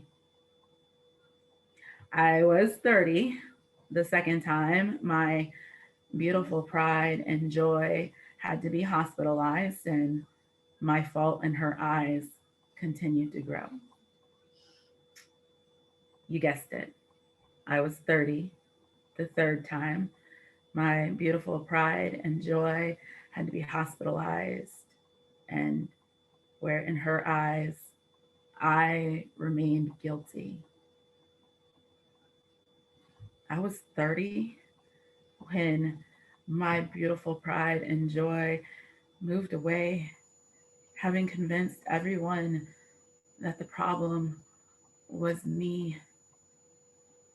And I was so happy because I was finally free. But I didn't want to take on the fight of advocacy. I didn't want to be the one to point the spotlight. I didn't want to be the town crier pointing out all that was not right. Let's fast forward 4 years. Having been ejected from the home of her father, my doorstep saw my beautiful pride and joy arrive. I was 35. I was 35 the first time my beautiful pride and joy tried to kill me. I was 37 the second time my beautiful pride and joy tried to kill me. I was 39 the third time my beautiful pride and joy tried to kill me. I was 39. And that time, the bounce back was not achieved so easily. See, I couldn't hide the damage done to me mentally. I couldn't take off my hospital bracelet because it reminded me that that was my reality. I don't want to be that girl. And I'm sorry if today I just can't people. But you should know, all was not well with my mental. I really don't want to be that girl. And I tried so desperately to get back to the world where Kim was normal and okay. But I was 40 the fourth time. My beautiful pride and joy tried to kill me. I'm 41 now, and I am healed, and I am free, and I am beautiful because I am alive. Thank you. Mm-hmm. Thank you, Kim. Don't mute yourself so quickly, Kim. What are you doing? All right, if you want to mute yourself, that's cool. I understand. That was you had that was a moment. You had some yeah. Where are you, by the way, Kim? We've never met before. Where are you, and how did you find this? Those are my two questions. I am in Virginia, and I found you because I just came to support Aaron. Oh, great. Yeah, awesome. I'm glad that you did that and you found it and support her and this and shared. That's fantastic. Is there a human being behind you? Oh, yes. Okay, I'm just curious. I was making sure I wasn't seeing things. Great. Pay no attention to the man behind the curtain. All right. No problem. We'll play along. Kimberly, is it Kim or Kimberly? Kim? It doesn't matter. Okay. Okay, Jay. Thank you for sharing that. Thank you. All right, cool. Let's move on. Only 10 storytellers, man. Thank you for your patience. Thank you for sticking it out. Sunday night can be spent many ways. Yes, there's a Philadelphia Eagles, Washington Redskins game on right now, but no, you'd rather be here. I get it. Next up is I want to make sure that her video and her audio feed is okay. Hanadi and then Tracy, you're going to be our final teller. Let me find Hanadi. And if I'm pronouncing your name wrong, you'll No, tell you're me. saying it perfectly. Thank you. Am I? All right. I'm going to stop talking. The floor is yours. Okay. Thank you, Hanadi. Thank you, Sean. I'm also going to read my story. And first of all, I want to say that it's going to be like a very hard act to follow, Kimberly, but yeah, that was very poignant, and thank you for sharing that. I also want to mention, even though Dan isn't here anymore, he helped me a little bit by giving me feedback on this story before my performance. So I want to thank him for that. So this is a story about one day when I was a teenager, and everyone here will be like, I don't know, the next 22 people who hear this story. The first one was Dan. I hadn't ever shared it before, so I'm scrolling through my Facebook feed and I come across this meme. Some stranger somewhere still remembers you because you were kind to them when no one else was. I know who that was for me. It was 1990 something. I was a teenager trying to get home from school. I missed my regular bus home and had to figure out what other bus I could take instead. It was raining that day and I was walking through the streets cold, wet, and hungry. I stood on the corner where I thought the next bus would come from, and finally, as one passes, I wave it down. The bus driver opens the door and looks at me like an inconvenience. I asked him if he was headed to my neighborhood and gave him the name. He scowled at me, irritated that he stopped his bus for someone not even on his route. No, you have to wait for the blue line bus on the next street over, slams the door shut and drives off. And that makes sense to me. This is a world of adults I understood. The ones who were too preoccupied to be bothered with a teenager like me. I was used to the fact that my needs were secondary to theirs and often a nuisance. So with a feeling of despair, I start walking over to the next corner to try to catch another bus. It was still raining, but now a drizzle, and I was still cold, wet, and hungry. As I'm walking to the next stop, there is a man walking beside me, to my right. He's wearing the combat boots and cuffed fatigue army pants that were standard fashion back then for us younger people. He had his hands in his pockets like he was taking a stroll in the park. On any other day of the year, or even any other day of my life, he wouldn't have made any sort of impression on my memory. Yet to this day, I still remember him clearly. He starts matching my pace and glances at me walking beside him and asks me, "How's it going?" I'm somewhat shocked at a stranger talking to me, let alone asking me how I'm doing. I even think maybe there was a hint of concern in his voice, and that threw me off even more. I had to pause both to take it in and rack my brain for a response. I cautiously give him the most nondescript answer I could think of. "I'm okay," I said, looking back at him out of the corner of my eye. He then responds, "Just okay." And in that moment, I knew that he knew that I was not okay. Again, I was a little shocked, uncomfortable that the stranger could tell something wasn't right, but also had the audacity to call me out on it. I paused again, looking back at him and said, "Yeah." Seeing that he wasn't going to get me to open up, he then faced front and kept walking. I kept watching him out of the corner of my eye, really just out of amazement, like a "what just happened" moment. What is this weird sensation I'm feeling? Someone cares about me? That's what it was. And it filled up some empty hole, even inside, even if it's just an instant. The thing is, I grew up with a traumatizing and unwell parent. The other parent was still not the model of parenthood, but at least he wasn't as bad. As a kid, I didn't truly know that the things that happened to me weren't normal. As most kids in my situation, I internalized all those unhappy things as there must be something wrong with me. My childhood is marred with terrible experiences, mostly involving my mother. When it got very bad, my father tried to get help. He tried to get her to go to therapy or talk to family friends. She refused to go to therapy and isolated herself from people who tried to help her. And this is how it went. There came a point in my life when I felt a relationship with her was no longer sustainable. I opened my eyes to things that I was never allowed to utter or talk about due to whatever taboos that parents, especially mothers, had to be put on a pedestal. Decades later, I would read the Diagnostic and Statistical Manual of Mental Disorders and watch YouTube videos by psychologists and see that she checked almost every box. Yet she had never even seen one of these psychologists. The truth is, I would never know what her problem was, but that doesn't change what I lived through and witnessed. It doesn't have to have a name to hurt. So I'm left with this, that we don't always know the diagnoses of the people who traumatize us.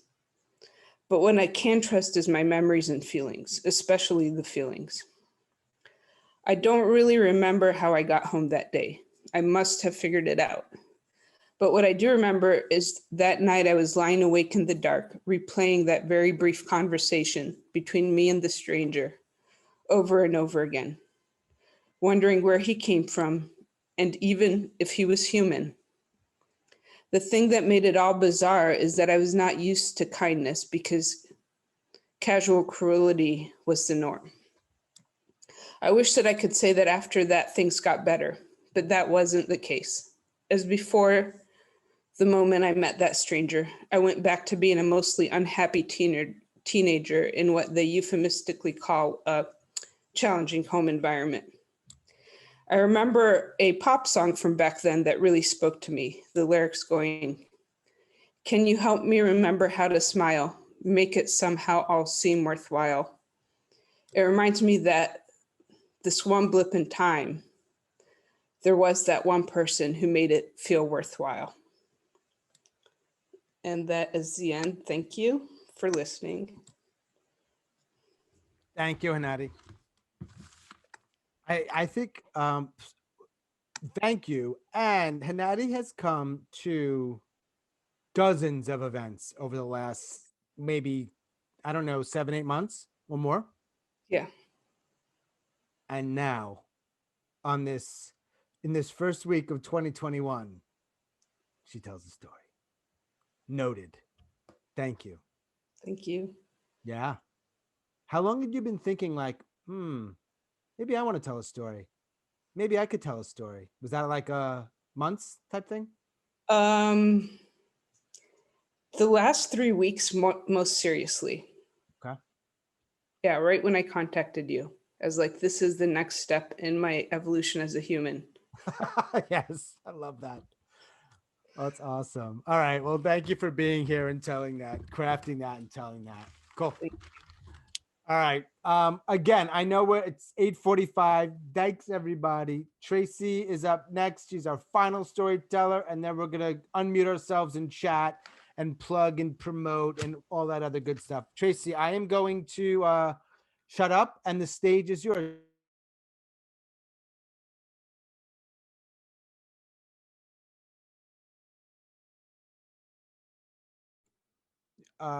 Mute. Yep, you are good. Okay. Yep. Okay. That was great, by the way. Congratulations on telling your first story. I hope you tell a lot more. Okay, thank you. So I had decided to go to the college infirmary to deal with my growing depression. And I had done everything I could not to face it head on. I told myself that I was feeling really bad because I wasn't sleeping enough and I was overworked and I wasn't taking care of myself. But it started to become obvious that there was something more going on. But I still didn't want to, I didn't want to go to I didn't want to have to face it. I didn't want to go to a doctor. And so I made all these deals with myself that like, I'll start taking better care of myself. I'll meditate, I'll do yoga, anything not to have to deal with it. But no matter what kind of good face I tried to put on, there started to be cracks in the facade. And my friends started to look at me with like concern in their face. And people started to ask me, are you doing okay? Is there anything that you need? Because I was kind of falling apart. So I had decided to go to student health services. I was going to Boston University at the time, and I was pretty unhappy there. The whole atmosphere of the place seemed kind of bleak and gray and unhelpful. I went to college before the digital age, back when if you needed to drop off an application or pick up a pamphlet or something, you actually had to go to that office to do that.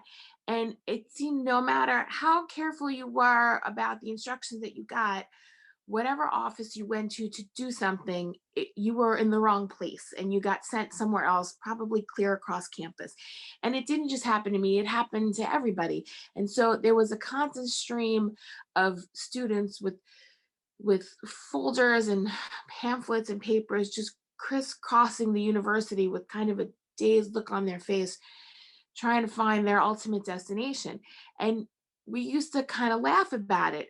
We used to say, well, you can't spell bureaucracy without BU. And then we would sort of laugh the laugh of the damned because there was no way out of this. And it didn't escape us that a school the size of Boston University with so much support staff was in no way supportive. And I was thinking about transferring out. But I thought, well, before I make a decision that big, maybe I should address what's been going on with me at a doctor, because maybe it's not the school, maybe it's me. So thankfully, colleges have infirmaries where you can go see a doctor. So I was going to student health services. Now, the infirmary at BU works this way. Everybody goes to see the general practitioner, and then they ask you irrelevant and invasive questions, and then they decide if they can treat you there or if they have to send you somewhere else. So you would go and they would say, what seems to be the problem today? And you might say, well, I've had a sore throat for a week. And then they would say, well, are you sexually active? Or you might say, I rolled my ankle and I haven't been able to walk on it for several days. And they would say, well, how many sexual partners do you have? So I was aware of what I was in for, and I went to the infirmary. And I got there and I went up to the counter, and a woman met me on the other side of the counter. And she said, how can I help you today? And I said, I'm here to see the doctor. And she asked me for my name and my student ID number. And I gave them to her. And she looked in a book. She had an appointment book, a handwritten appointment book. And she said to me, do you have an appointment? And I said, no, I don't. And she tapped the book and she said, no, you don't. And she pointed where my name should have been, and it wasn't. And she said, you need to call to make an appointment first. And I looked behind me at the completely empty waiting room. And I said, can I make an appointment right now? And she said, no, you have to call to make an appointment first. And she pointed at a phone in the waiting room. And she said, you can use that phone, call the number on the phone and make an appointment. So I said, okay. And I figured this was one of those weird bureaucracy things that BU is so well known for. I thought maybe it leads to some central number to make the appointment. So I went over to the phone and I picked it up and I called the number. And it rang in stereo because it rang in the receiver in my ear and at the desk that I just walked away from.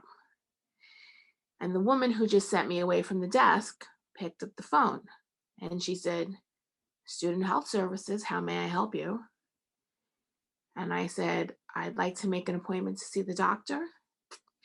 And she said, sure. When would you like to come in? And I said, well, as soon as possible. And she said, well, I have early next week. Can you come in early next week? And I said, yes, I can come in early next week, but do you have anything earlier? And she said, well, I have right now. Can you come in right now? And I said, yes, I can come in right now. And she asked me for my name and my student ID number, and I gave them to her. And I hung up the phone and I walked the 10 feet back to the counter where she met me and looked at me with fresh eyes as if she'd never seen me before. And she said, how can I help you today? And I said, I'm here to see the doctor. And she said, do you have an appointment? And I said, yes, I do. And she asked me for my name and my student ID number. And I gave them to her. And she tapped the book where my name was. And she said, yes, you do. Here it is. And she said, have a seat. It'll just be a couple of minutes. And as I turned around to go sit in the empty waiting room, she gave me a little sly smile. And she said, now, was that so hard? And I looked at her and I thought about how unhappy I'd been for the last few months, how miserable I'd been, and how my life had been in crisis, and how much it took to get me here. And I said to her, I don't think all of that was necessary. And I walked out of the infirmary. And the next semester, I transferred out of Boston University. Thank you.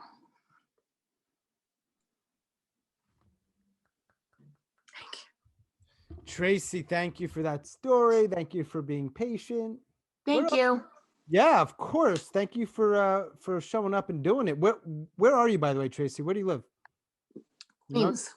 You're in Queens. What part of Queens? Middle Village. Middle Village. Middle Village. I was in Sunnyside Gardens for a couple of years. Beautiful. Oh yeah. Mm-hmm. Yeah, I don't know Middle Village. Where's Middle Village? Do you know Ridgewood? I'm like What train are Ridgewood's you? on the. Tracy and I are having New York talk for a moment. If you don't get it, sorry. What train? I'm right near the M. I'm right near the last stop of the M. Wow, awesome.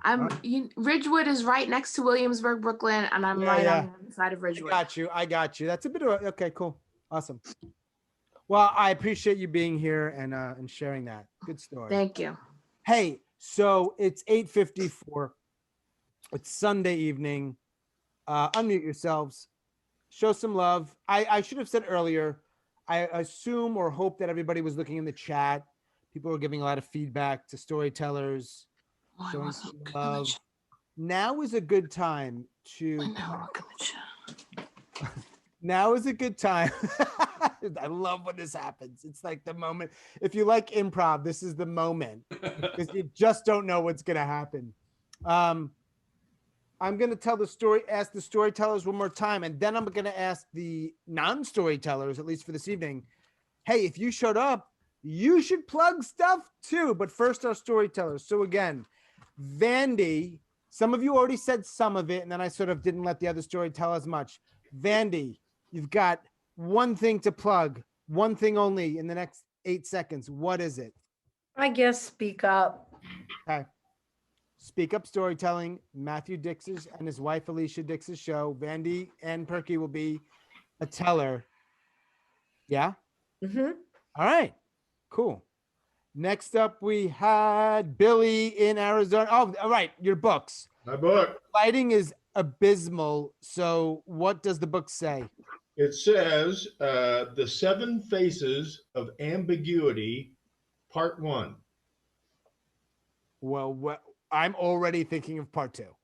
Yeah. No, part I know 2, exactly what you would do with that, you sly fox. in fact, Part 1 dropped on Halloween and Part 2 dropped on New Year's Eve of 2020. So, Wow. And those are actual books with words that people read with their eyes? that's right. On Amazon, you can buy it. It's a beautiful thing. It's called Print on Demand. So wait. Just to be clear, those are words on paper that people Yeah. paper. Yeah. Oh, it's a book. It's a book. A real You book. actually, all right, it's not just an ebook. You have a physical book in your hands. I got a physical book, man. Oh, how good does that feel? Congratulations. Thank you. You know what? Everybody should do it. It's not that hard. What's not that hard? Write a book. It might be really hard, but not for Oh, you. it's really hard. Awesome. Speak for yourself. Right? Well, Yeah. It's really hard. You Right, can all try right. as hard if you want. Right. Who It's a hey, listen, if Dory, if you're having an issue, it's a mindset issue. That's And right.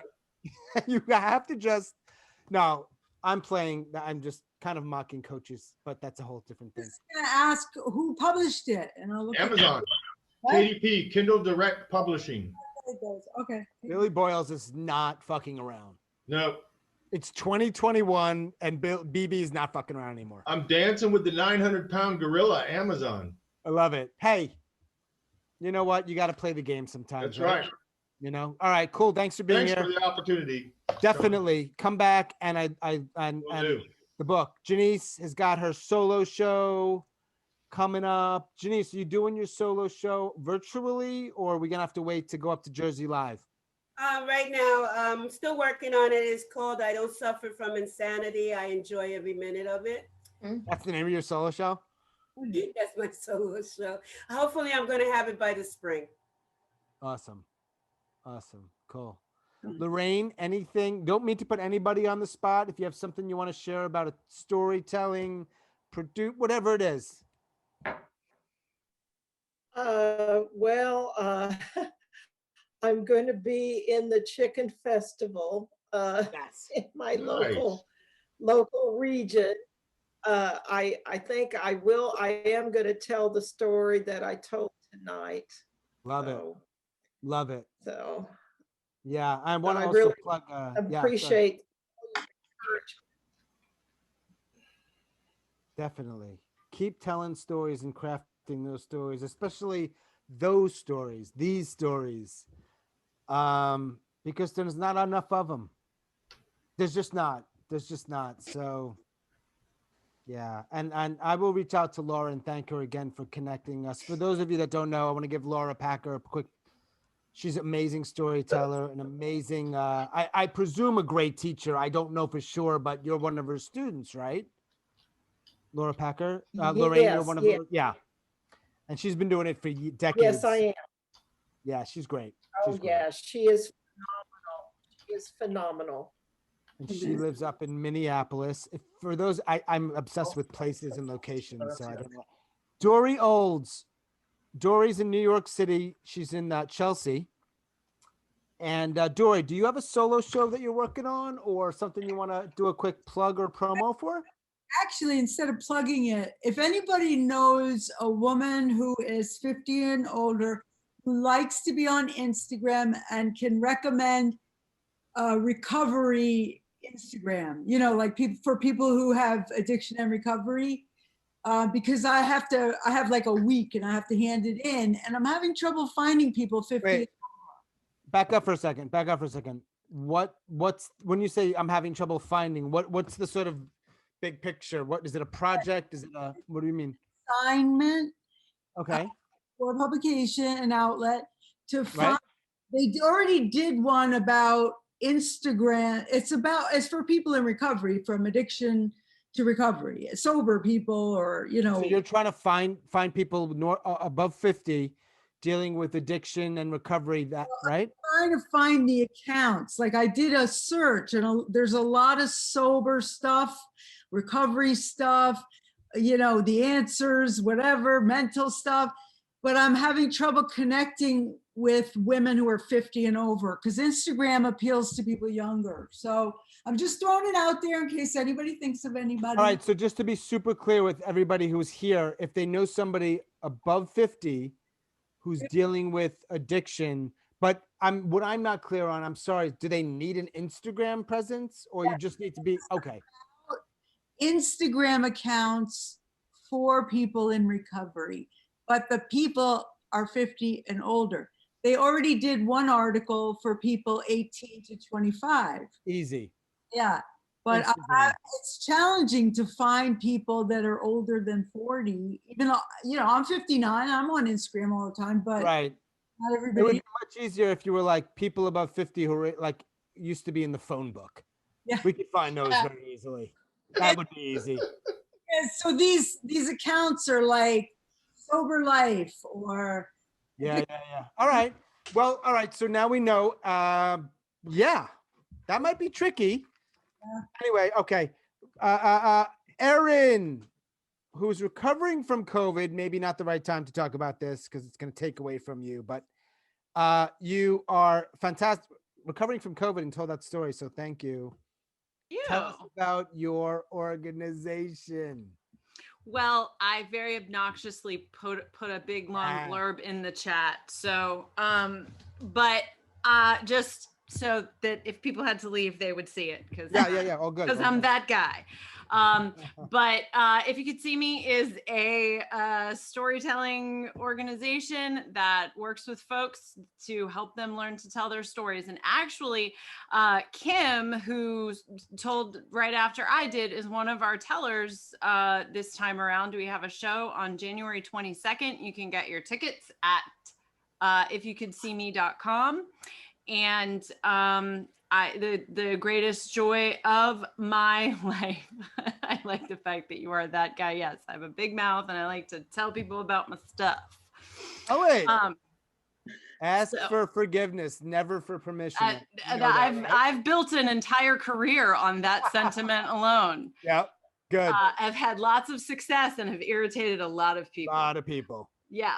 So, yeah, I would love to see some of you folks there. And if you have any questions about If You Could See Me, it's specifically we work with people who have mental health and trauma stories that they want to tell and don't quite know how to do it. And we do it together as a group. We work over the course of several months. One of the, the magnificent, incredible thing is that, oftentimes people who've never told a story before in their lives on a stage get to stand up on the stage and tell a story, or in this case, due to COVID, on video. But they work together as a group over all of that time, and the relationships that we develop are I guess I'm speaking for Kim here right in front of her face, but the relationships that are developed through this project are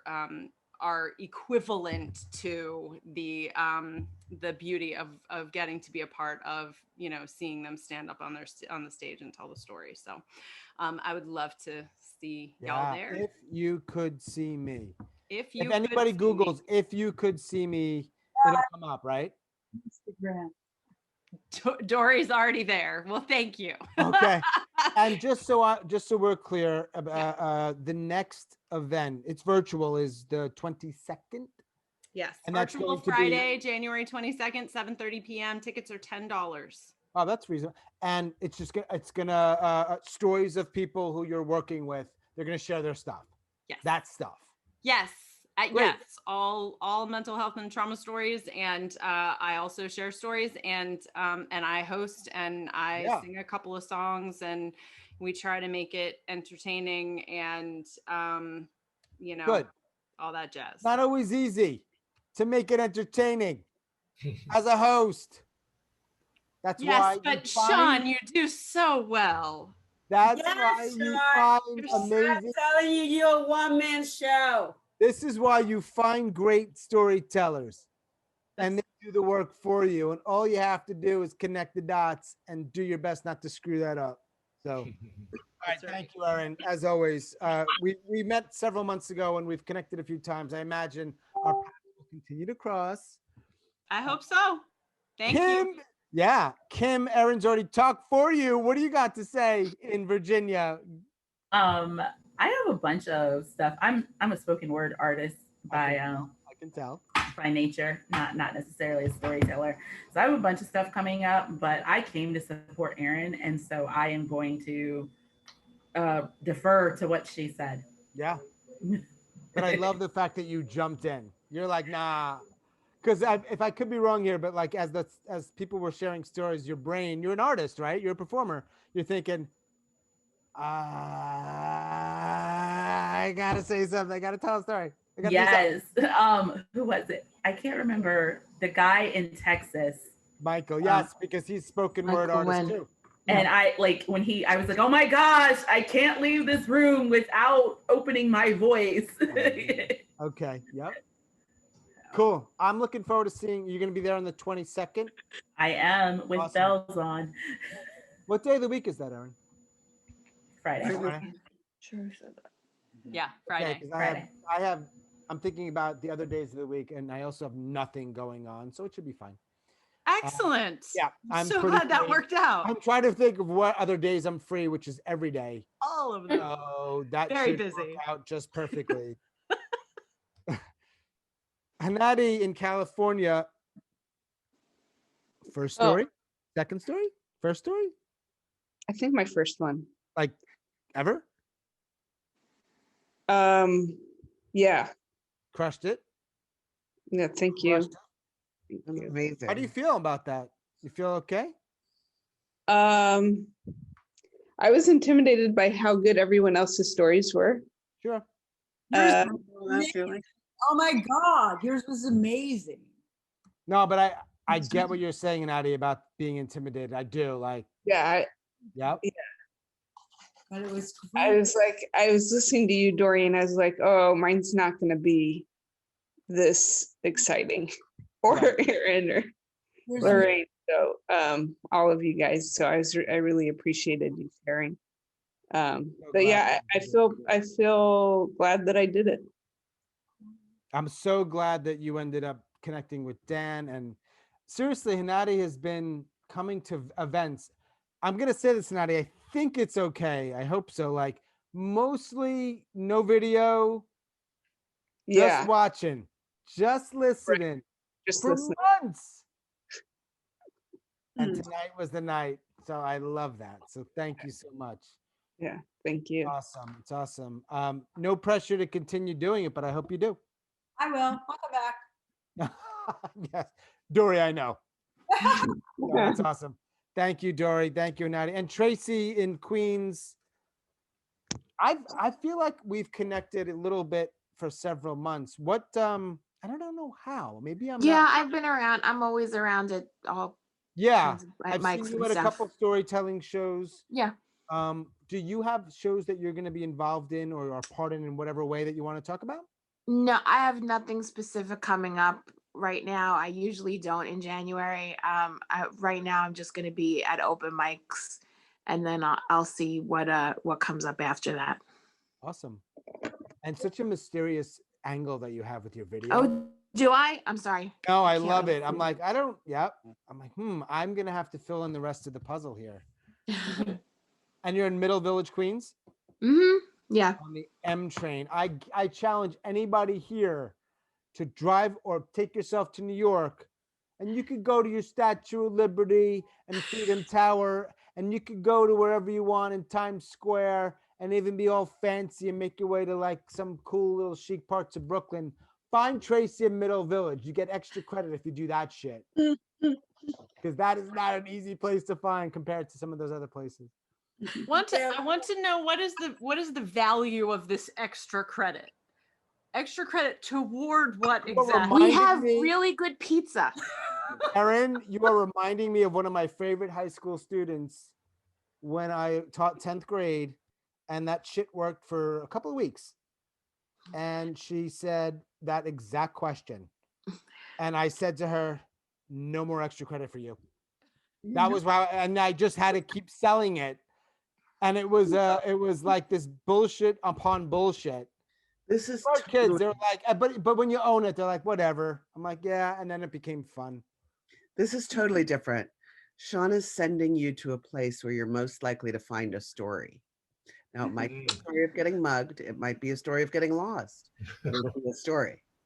You will not get mugged in Middle Village, but we have fantastic pizza and Italian ices. You will Right. that as well, and a lot of gelato. There you go. A story of gelato. That's got to be. I feel like I had an accountant in or near Middle Village. It's possible we have them. And I really, Imparato, I'm serious, you might know them. Yes. Do you really know the Imparato agency? It's not there anymore. Now it's the Pace agency, but that's what it was. Probably closed down. It was on the corner of, of the Service Road and Grand Avenue. Which is, and if you're listening and you don't know New York, it's a very big city. This is very. That is wild. That is wild. But when you were saying something about whatever you just said about the ices and the pizza, because that part of New York sort of is kind of pure. It's still a little bit old school. It's still sort of got that flavor.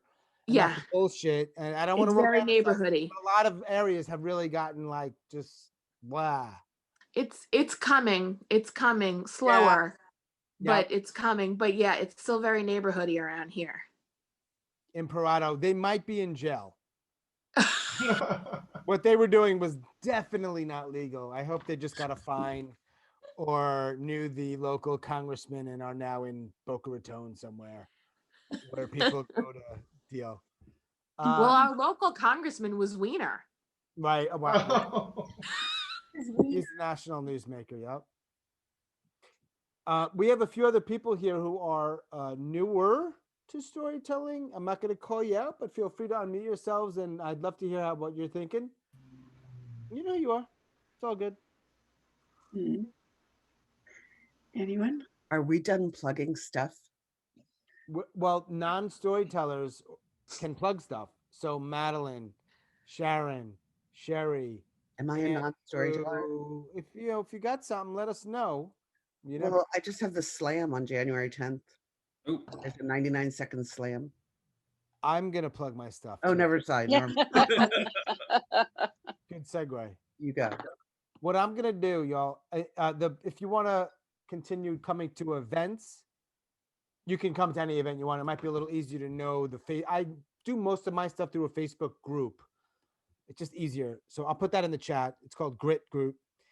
And just a couple, I have 3 little plugs. Mine are, thanks Sharon, by the way, I would have totally forgotten.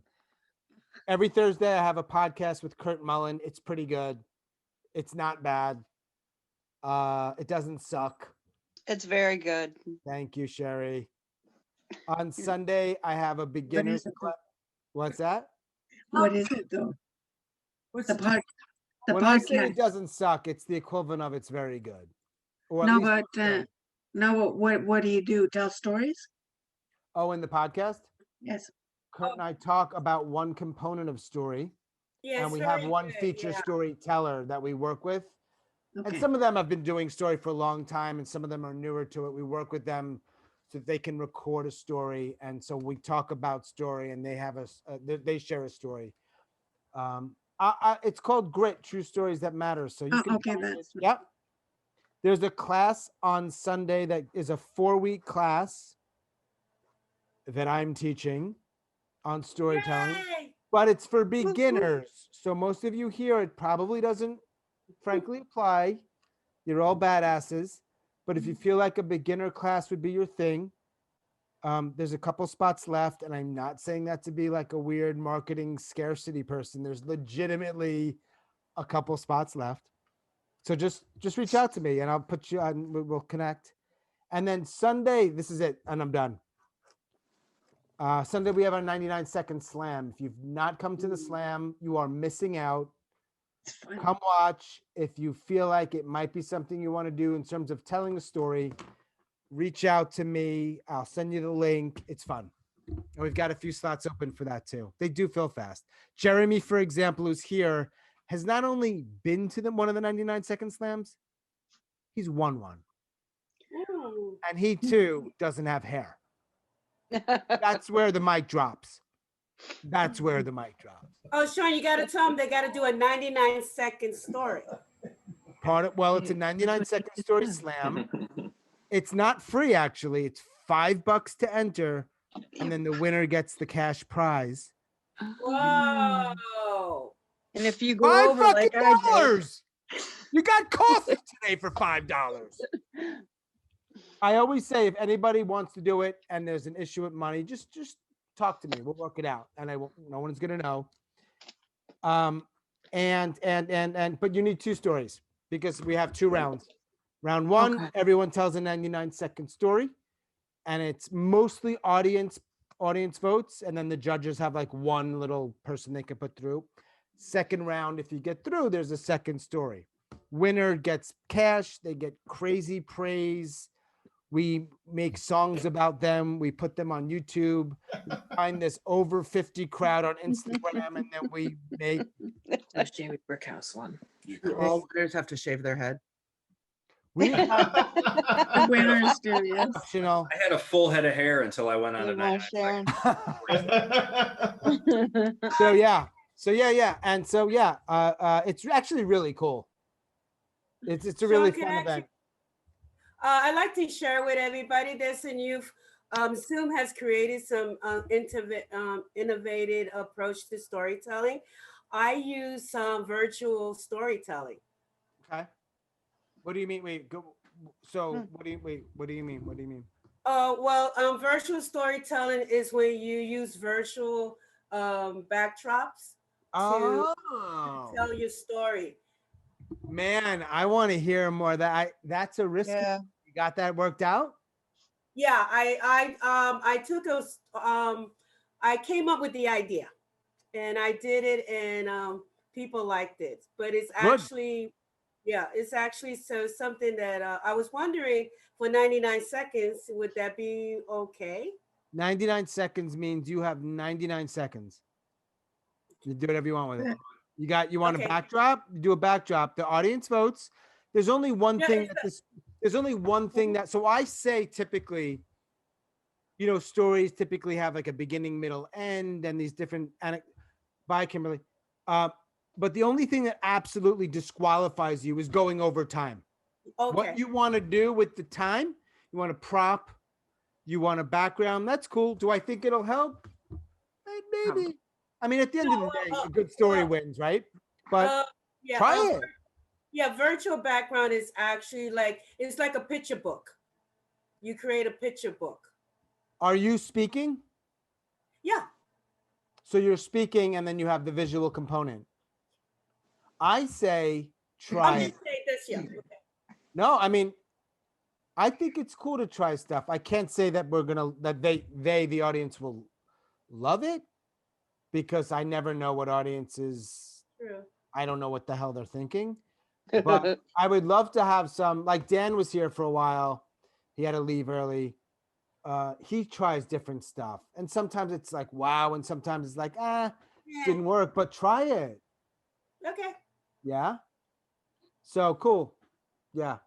I'll shoot you a message if you want to do it next Sunday, because I have a couple extra spots for newbies, and you are technically a newbie in that you've never done a 99 with me before. Okay. And any subject, right? Yeah, there's no theme. Ma'am, The take only this time to theme- wish everybody Happy New Year. I gotta go. Thanks, I'm an Denise. Great EMT, job. so I gotta go. Bye, Denise. Yeah, I'm gonna go too. Thank you. Bye, Tracy. Thank you. Bye, everybody. Bye, Real bye. powerful stories, everyone. I enjoyed them. Nice. Yeah, Dory, no theme. It's Dory, there's no theme. It's really, ideally, it's a true story. Ideally, it's a personal story, but it's 99 seconds or less. They're hard. They're really hard to do. Maybe even harder than the longer stories. But it's a fun little. Sharon's been there. Sherry's been there. Andrew, Jeremy. So some people here have done it, and yeah. Good. Definitely different. I Sticking to that 99 seconds and making it impactful is a whole different challenge than having 5 or 6 or 7 minutes. And it sucks when you go over, let me tell you. Yeah. Yeah, you got to practice. Or you could have a little, yeah. So Yeah. cool. Hey, Sean, it looks like we're having a mass exodus. I just want to throw out there, if anybody knows parents of children with disabilities who are looking to learn how to tell their story, I teach a free class with the director of the Washington State Fathers Network on how to use storytelling techniques to advocate for your children and or policy changes with legislators. Wow. So it's kind of taking storytelling techniques and using your personal stories with your child to drive policy change. I'm a journalist too, so pitch me. That sounds very possible. I wrote it down because I saw it in the thing. So pitch me. With 2 R's, Dory@doryolds.com. That's big because disability right now is a very timely topic, and they're having shows with actresses who are in wheelchairs, but that's not the plot. That has to do with the plot. She's just the actress. Actor, right? Yeah, because inclusion matters. Yeah. Representation matters. Jeremy, put what if you have something in the chat. The only reason I'm wary about the chat is when we leave, the chat disappears. So Right. Yeah. Listen, I mean, we can all reconnect. Everybody here, and I'm not trying to this is not some nefarious way to be part of the group, but if you're part of the group, that's at least one central place to find the same people we've been talking to and about. So that's one option. But dude, I love that, man. Yeah. I fucking love that. So it's parents of the kids. Yeah. So when I got custody of my granddaughter when she was 8 months old, who suffered severe brain damage at birth. So I've been raising her for the past 12 years and been through a ton of advocacy work, and that led to quite a bit of volunteer work. And part of what some of the volunteer work that I do is teaching other parents how to effectively use those stories to advocate, both just for their child, in the individual school district or something like that, or how to actually talk to legislators and use storytelling techniques to really drive policy change and help because like you said, we all know stories connect people, right? Yeah. If you can help somebody understand and see what it's like to be a parent of a child with disabilities whose child is denied access to things that other children are not denied access to, it can be a really powerful tool. So have you heard of Melissa Blake? She's a friend of mine, and she has become this activist. She's, she has a condition where she does not look typical, and she has deformed hands, and she is in a wheelchair, but she's incredible. And you should look her up. Tell her I sent you. Her name is Melissa Blake. I'm looking now. CNN over and over. I've known her since she started this, and she's gotten to be better and better at writing. She's had all this success. I mean, because she's speaking up, like, we are people too. We want to have sex too. This is a real person in here, That's fantastic. I've actually seen her on I think YouTube. Now that I see the name. She's all over Facebook. Yeah. She's great. She's so sweet. Yeah. Fantastic. Yeah, I will connect with her as well. But yeah, that's so. Yeah. So send me an email, definitely. Yeah, absolutely. Dory Olds at 2 R's. Dory Olds at Dory@doryolds.com. Dory with 2 R's. Dory@doryolds.com. You got your domain name. Your name is your domain. That's good. Apparently, I don't know shit about anything. And Sharon asked me who I write for. I write for a ton of outlets, all different. Bye, Sherry. Bye. Who said something? Oh, Sherry had to leave, so we were just saying goodbye. All right. I wanted to tell Tracy I went to BU for one semester. Oh, did you? Yeah. She left. You gotta get in there earlier. Tracy I haven't actually met before, so I'm glad she was able to be here. Madeline, you, Dory. So it's awesome. Yeah, I'll be back. Come back. I'm really sorry. Next Sunday we've got the slam. It'll be fun. I'm really sorry I missed some of the stories. I was working till 8, but I came when I could. But it's recorded, right, Sean? It's recorded. Actually, I'll stop the recording now because who wants to hear this? Yeah. Okay, thank